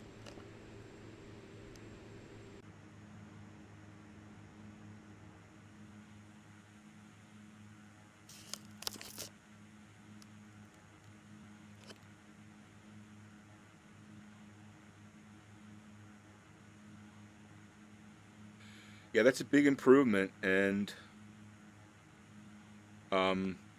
it's got me thinking about the Vive Pro as you know, basically, you know, switching to that from the Rift. Although I do love the Rift, I really do love the Rift. You know, it's not. I just don't. I do more than X-Plane in VR, and the Rift is got some great content. It really does. But you know, in flight simulation in VR, it's all about the clarity, and the holy grail is to be able to see things in VR in a flight sim as if you saw them in real life, which would mean no screen door effect and everything was crisp and clear and not a little bit blurry. And the closer you get to that, you know, the more interesting it's going to be. And I think that new Vive device is going to be really helpful in that way. No, the Vive Pro is not the portable wireless one. It's just announced recently. It's not even out yet. It's their next generation PC controlled VR headset. You could do a search on it, but it's got 78% pixel density increase over the current Vive.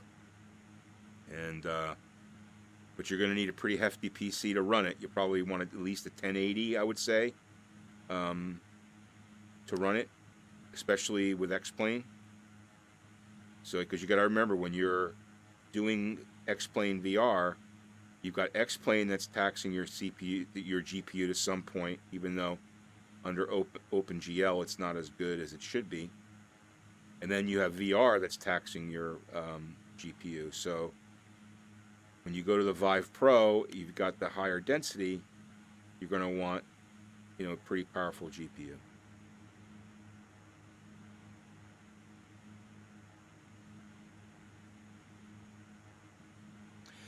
Yeah, W28, that's true. And if you can control the yoke in VR, then a lot of people will opt not to spend money on the physical devices. Personally, I like having a physical yoke because it makes me feel like I'm, using a real yoke. So, I don't know. I don't know if I'll ever go away from that. But, for some people, yeah, it can make a difference and put people in the driver's seat, so to speak, or the pilot's seat without having to spend a couple $100 on, devices,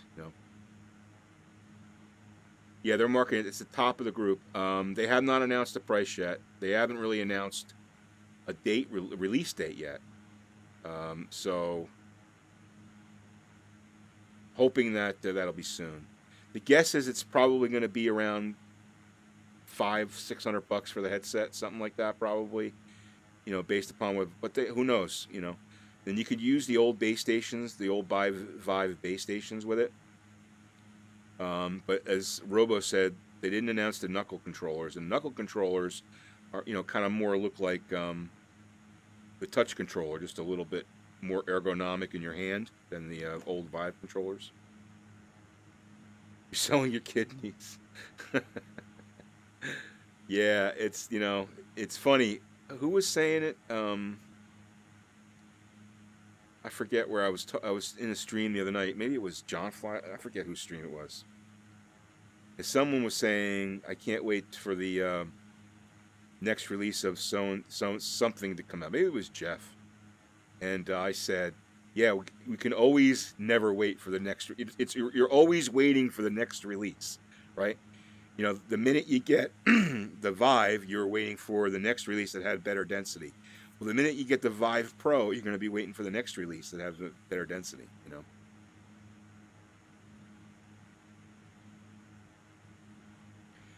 You think the headset up? No, I'm saying $800 for the whole package. So, like, if you had to buy the headset and the base stations, it'll probably be like $800. That's my guess.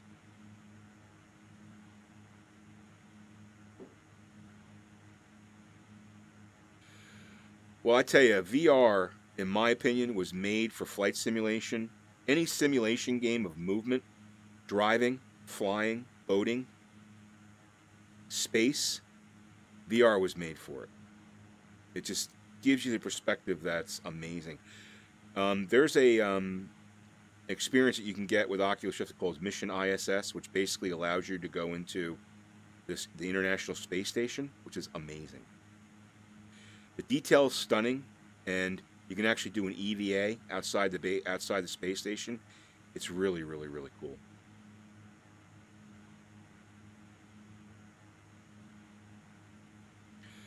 Yeah, I don't know, Crasher. You might be right. I mean, whenever they put the Pro label on something, generally that means it's going to be expensive,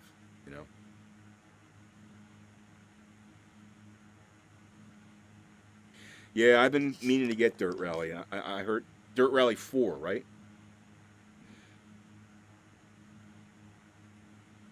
It's called Mission ISS. It's for the Rift, and it's free. It's by Oculus Studios. Oculus has a lot of free...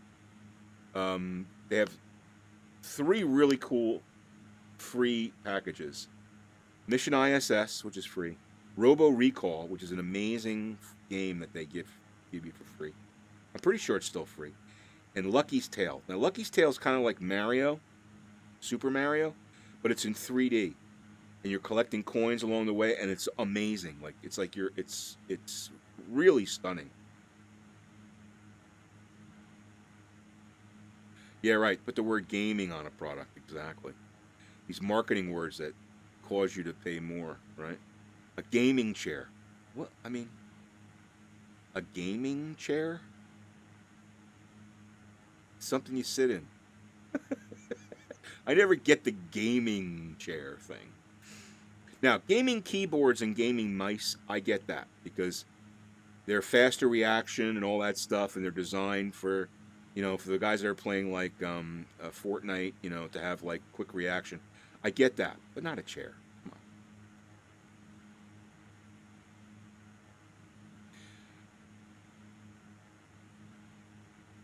Yeah, right. The Samsung SSDs, exactly.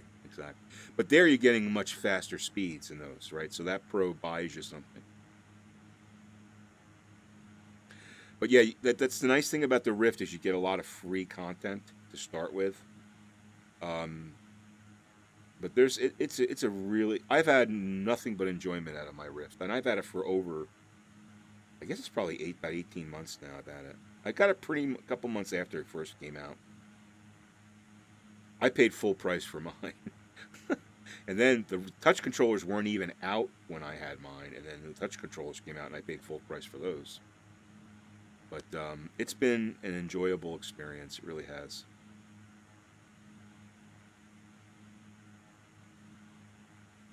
I could tell you that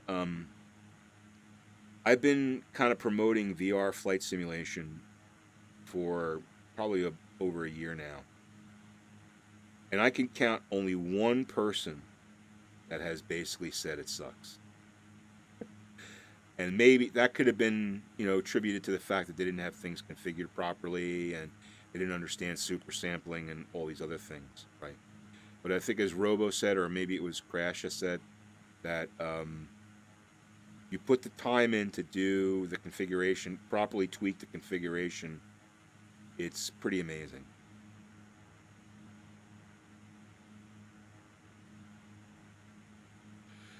You picked yours up right after the touch controllers, yeah. So you know that's it's cool. I mean, it's been a lot of fun. It really has been a lot of fun. Well, I mean, to me, a W28, a gaming chair to me is a gaming chair that has 3 or 6 degrees of freedom. So basically, it's a chair that's moving. That's a gaming chair. A desk chair that has a high back and cool colors on it, that's not a gaming chair. That's a desk chair that has cool high back and cool colors on it. A gaming chair to me is a racing chair that moves, you know. And there's a couple of them out there. They're expensive. They're expensive. In fact, one of the guys in the VR Aviators group, his first name is Tom, he bought a really cool one that he put together for, he flies DCS. And he said it's pretty awesome. And that's got 3 degrees of freedom, I think it was. And it was like in the $4,000 range, I think. They're expensive.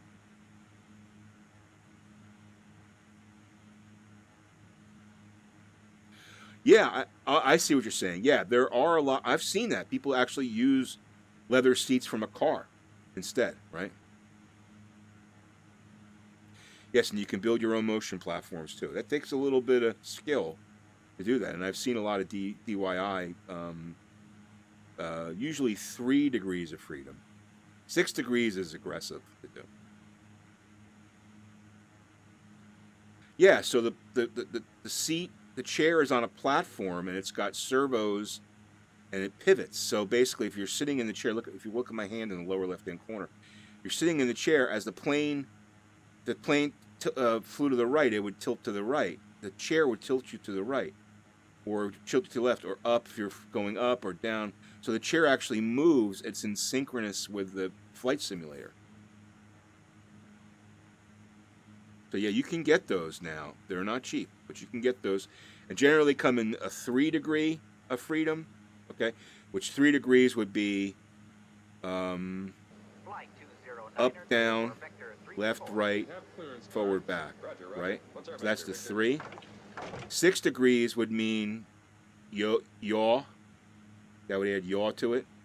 And so it'd be, you'd have complete motion, right? Well, I guess 3 would be 1, 2, 3. Anyway, 6 degrees is complete motion. So you'd be able to go up, down, left, right, yaw, and elevation. Hey, Husby M797. Thanks for the follow, man. I appreciate that. Thanks very much. And thanks to everyone for joining the stream today. Again, thank you to John Fly for that amazing host of like 160 people, man. It's awesome.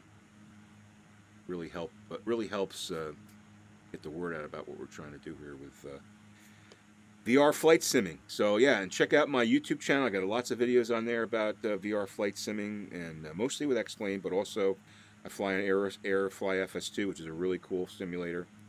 Pitch, roll, surge, heave, yaw, right? And not much in FSX, although you can get a fly inside module for FSX. I've done some flying in that.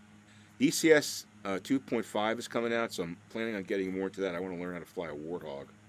That should be pretty cool. Dodge, duck, deep. Yeah. What a great movie, man. What a great movie. It's an awesome movie. All right, so I got a couple of fun facts. All right. I asked my daughter, because my last fun fact was such a hit, the last stream. The last fun fact for those of you, Hillman, DCS 2.5, which is in beta now, is supposed to be amazing in VR. Amazing. But apparently you got to make sure you tweak things properly. Well, let me get to the fun fact. So the last fun fact was my daughter told me that dolphins, certain breed of dolphins, I can't remember which one, will actually purposely prick themselves on blowfish so they can get injected with just enough venom to get them high. Is that cool? So dolphins have the presence of mind to know that if they brush a blowfish, it'll get them stoned. It's pretty, and they do this repeatedly. It's a pastime of theirs to do this, which is really cool. So I thought that was pretty funny. So I got a couple other ones. Actually, one other one. You just find it here. This one has to do. This was an interesting fact. There's a. Where is it? Come on.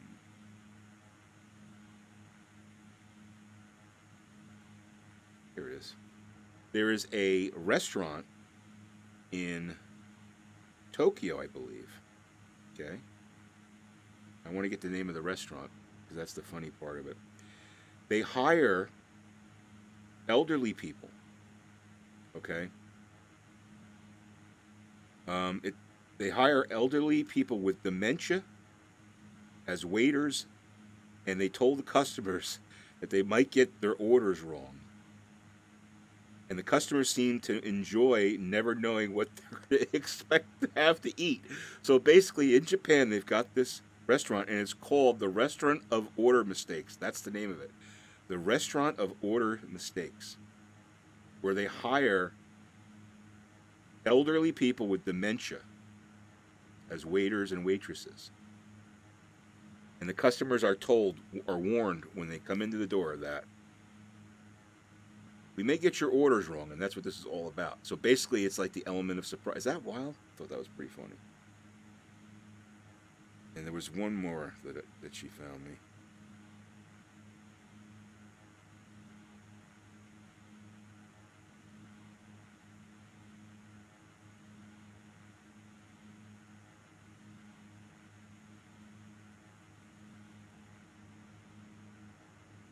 Hold on, let me pull this one up here.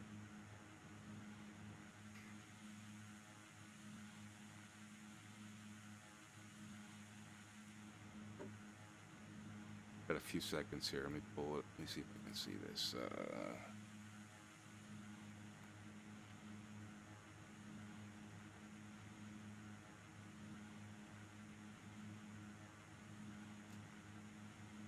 Here it is. The Restaurant of Order Mistakes.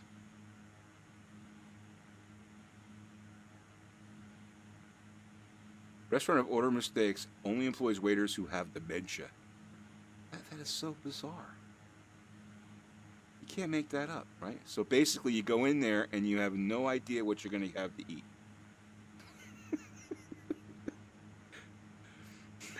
That's so funny. And this is the other one that she found, which is pretty funny. Let's see. Husband storage. Here it is. So apparently there's this mall in China, okay, that shoppers, the women who go shopping can basically put their husband in storage, in a storage pod while they go shopping. And apparently in this storage pod, there's like a PC and like games and stuff like that and social media access. Is that bizarre? And it's in this like glass thing so everybody can see you. Is that the most bizarre thing? I don't know. Anyway, so those are my 2 interesting facts for the day.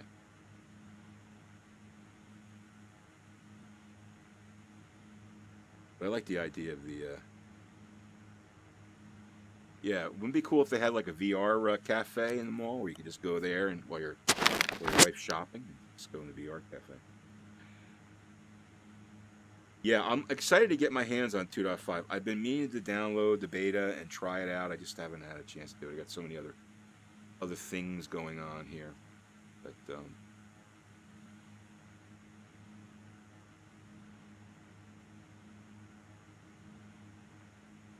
it wasn't in the glass, it would look like a Jackson Pollock painting.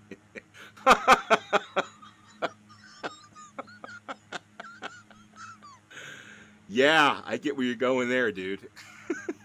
You ever see that South Park episode, or Overlogging? I think that's where you're going.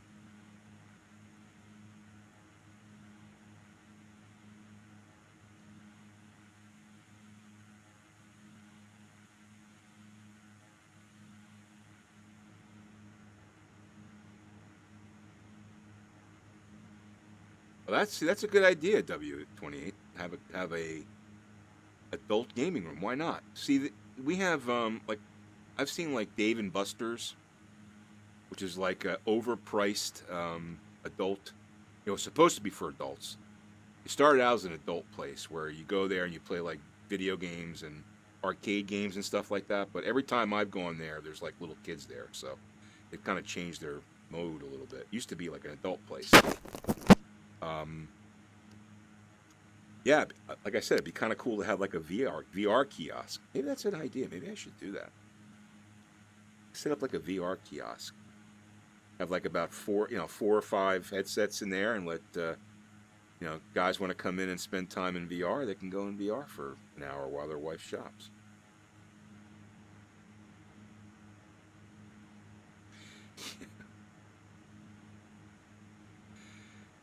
Yeah, Dave and Buster's with kids. I mean, Dave and Buster's is a bar. Yes, they have a bar. But the one I went to had like a bunch of, like, it was all like kids in there. They were like little kids. Like, I'm talking about like 6, 7, 8, 9 years old running around. So I think Dave and Buster's, for the, pursuit of profit, has decided that they make more money when the parent is at the bar drinking and the kid is spending $20, $50, $100 on the video games, right? So you can't really go to a Dave and Buster's and not expect to see little kids. At least the ones that I've been to. I've been to 2 of them, and they're both that way. I expected to go there and have it be, middle-aged adults, young adults, hanging out, playing pool, playing pinball, playing whatever, right? Skee ball, whatever. No. I was bumping into kids the whole time, screaming, yelling, crying because I had to leave. It was, it was basically, it was like a Chuck E. Cheese, basically.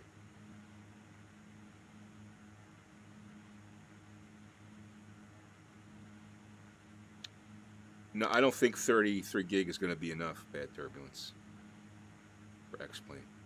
I think you're going to be cutting it close. I mean, maybe if you just do North America. Like what I do on my second copy, my second copy is only North America because I don't need everything else. I just want to test things out. You might be cutting it close, though.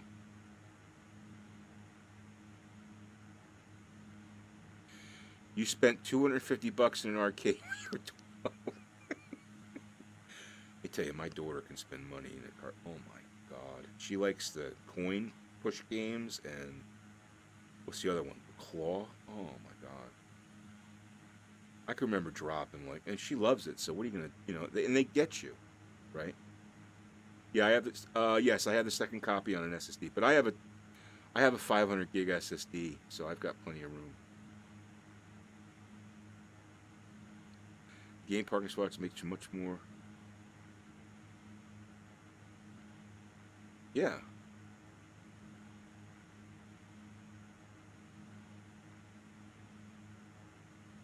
That's true, W28. So the husband's not. So it's actually benefits.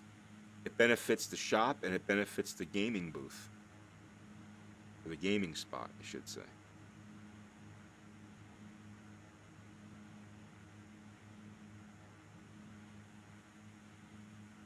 All right, so we're getting close to the my turning point here. So I want to take a poll. We got 35 people watching, and I'd appreciate as many people as possible typing in. Destination AWAS is 124.275. Thank you. Typing in the chat who you think is going to win tonight's game, the Eagles or the Patriots, with the spread, considering that the Eagles are getting 4.5 points. That's the spread. I got 7.5 from somebody, which was, I think, the steal. Who do you think is going to win? Oh, let's say, who do you think is going to win the game outright? Let's see in the chat.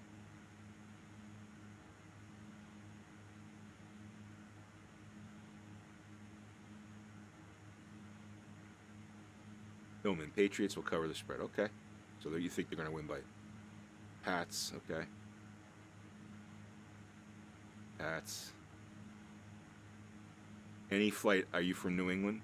Or is that any? Pats.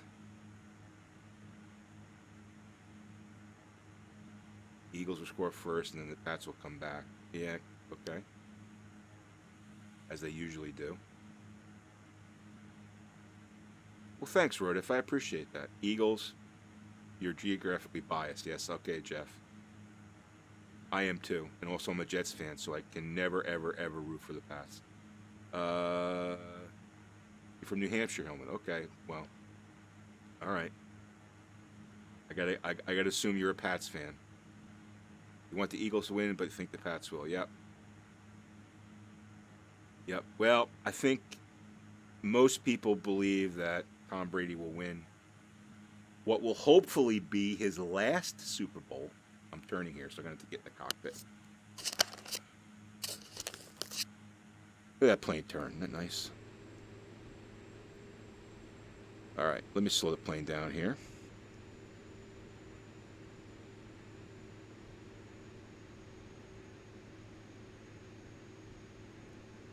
$13 miles out, so I'm not going to get a visual yet. I'm hoping that this will be the last Super Bowl for Tom Brady, and maybe Bill Belichick will retire. But who knows? He may play another year. Brady, we'll see. But I really would like to see the Eagles win. I really would like to see the Eagles win. And not just because I'm geographically biased, but because I'm a Jets fan. And I can never, ever, ever, ever, ever, ever, ever, ever root for the Patriots. Ever. Ever. It's like I'm a Yankee fan, and I could never, ever, ever root for the Red Sox. Ever. Just can't. Can't do it. Cannot do it. All right, see how we introduce Judder as soon as I open up that window. But I got to see. I have to zoom in and see if I can pick up the runway. Okay, there it is. I see it. All right, I'll close that window now.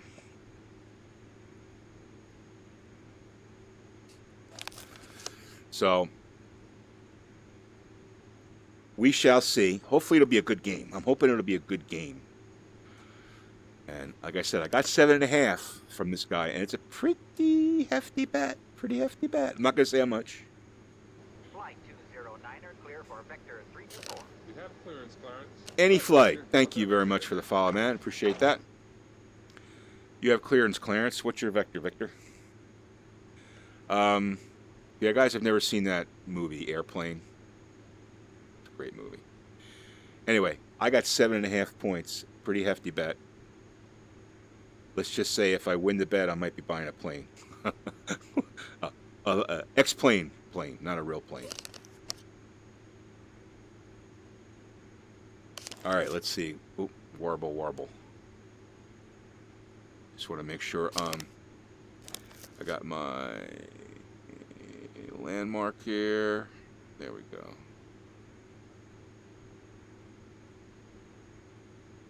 Okay, now I can close it. We're going to be focused on landing here, guys, so. We got 6 miles, slowing it down.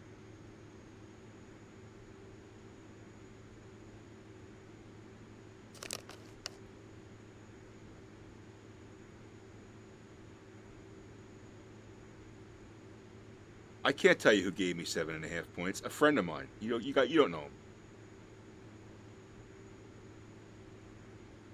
There's a 10-year-old PC-12 for sale at $3 million. I mean, a real one. Yeah. I'm not betting that much money. Let's just say it would be a nice dinner out for myself and my wife. I could take her out for a well-deserved dinner. All right, let's get that first notch of flaps in. Again, this is the part of VR flying that's so wonderful, the landing. So wonderful. Second notch of flaps. Get those wheels down.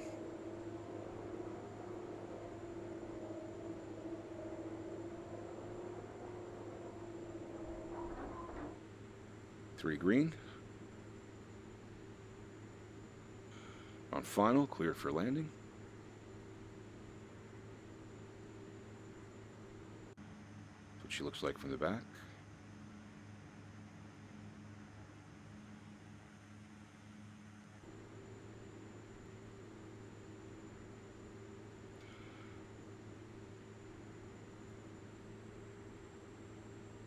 $500. Thank you.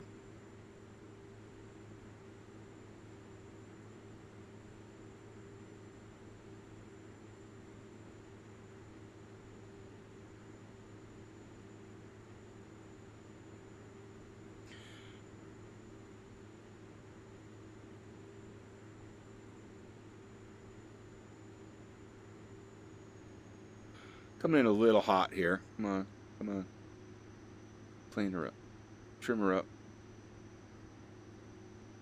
Get her down to about 90 knots. There we go.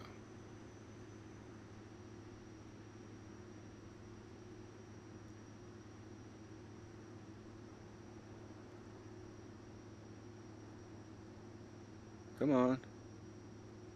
Now that was a comfortable landing. What would you say? I thought that was pretty damn good. You know, those are those landings like when you fly in a plane and like you can't even tell that you landed.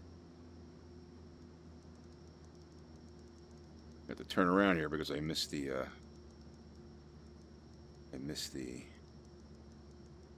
exit.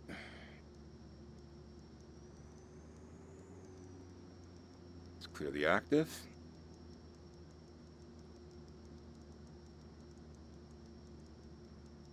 I think we'll take a look at that landing. Set parking brake. Parking brake set. Thank you. All right, let's let me get to here. I'm going to FSEconomy. I just ended the flight. We'll take a look at the numbers later, but I want to look at this. I want to close this window. And let's get a replay. This is how you do replays in VR, guys. So you go to here. Got my touch controller. Replay. Rewind. It's going to rewind it, although I could go on the 2D screen and change it, but I'll just rewind it.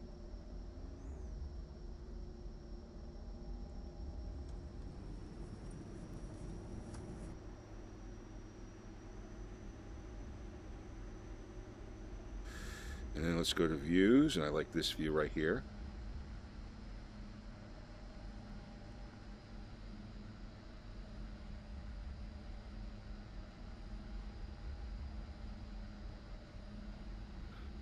Kind of float. Oh, that was pretty good. Come on, rear wheels first. Nice and easy. Front wheel next. Nice and easy. But that was pretty damn good. And replay. Beautiful. Set parking brake. Parking brake set. A little cloud of smoke. All right, let's shut the plane down.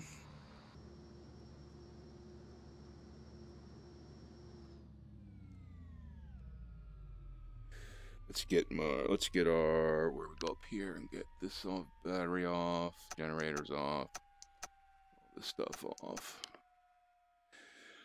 And we call it a day. All right, let's get to,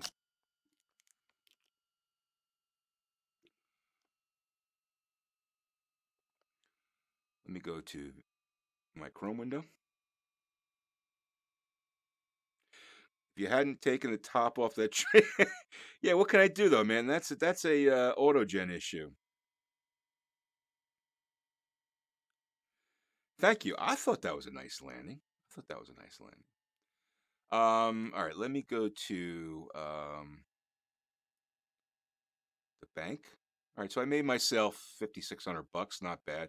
But more importantly, for VR Aviation, I made on the last trip back, I made a $2,800. So total was about 2,800. Let's see, 3844.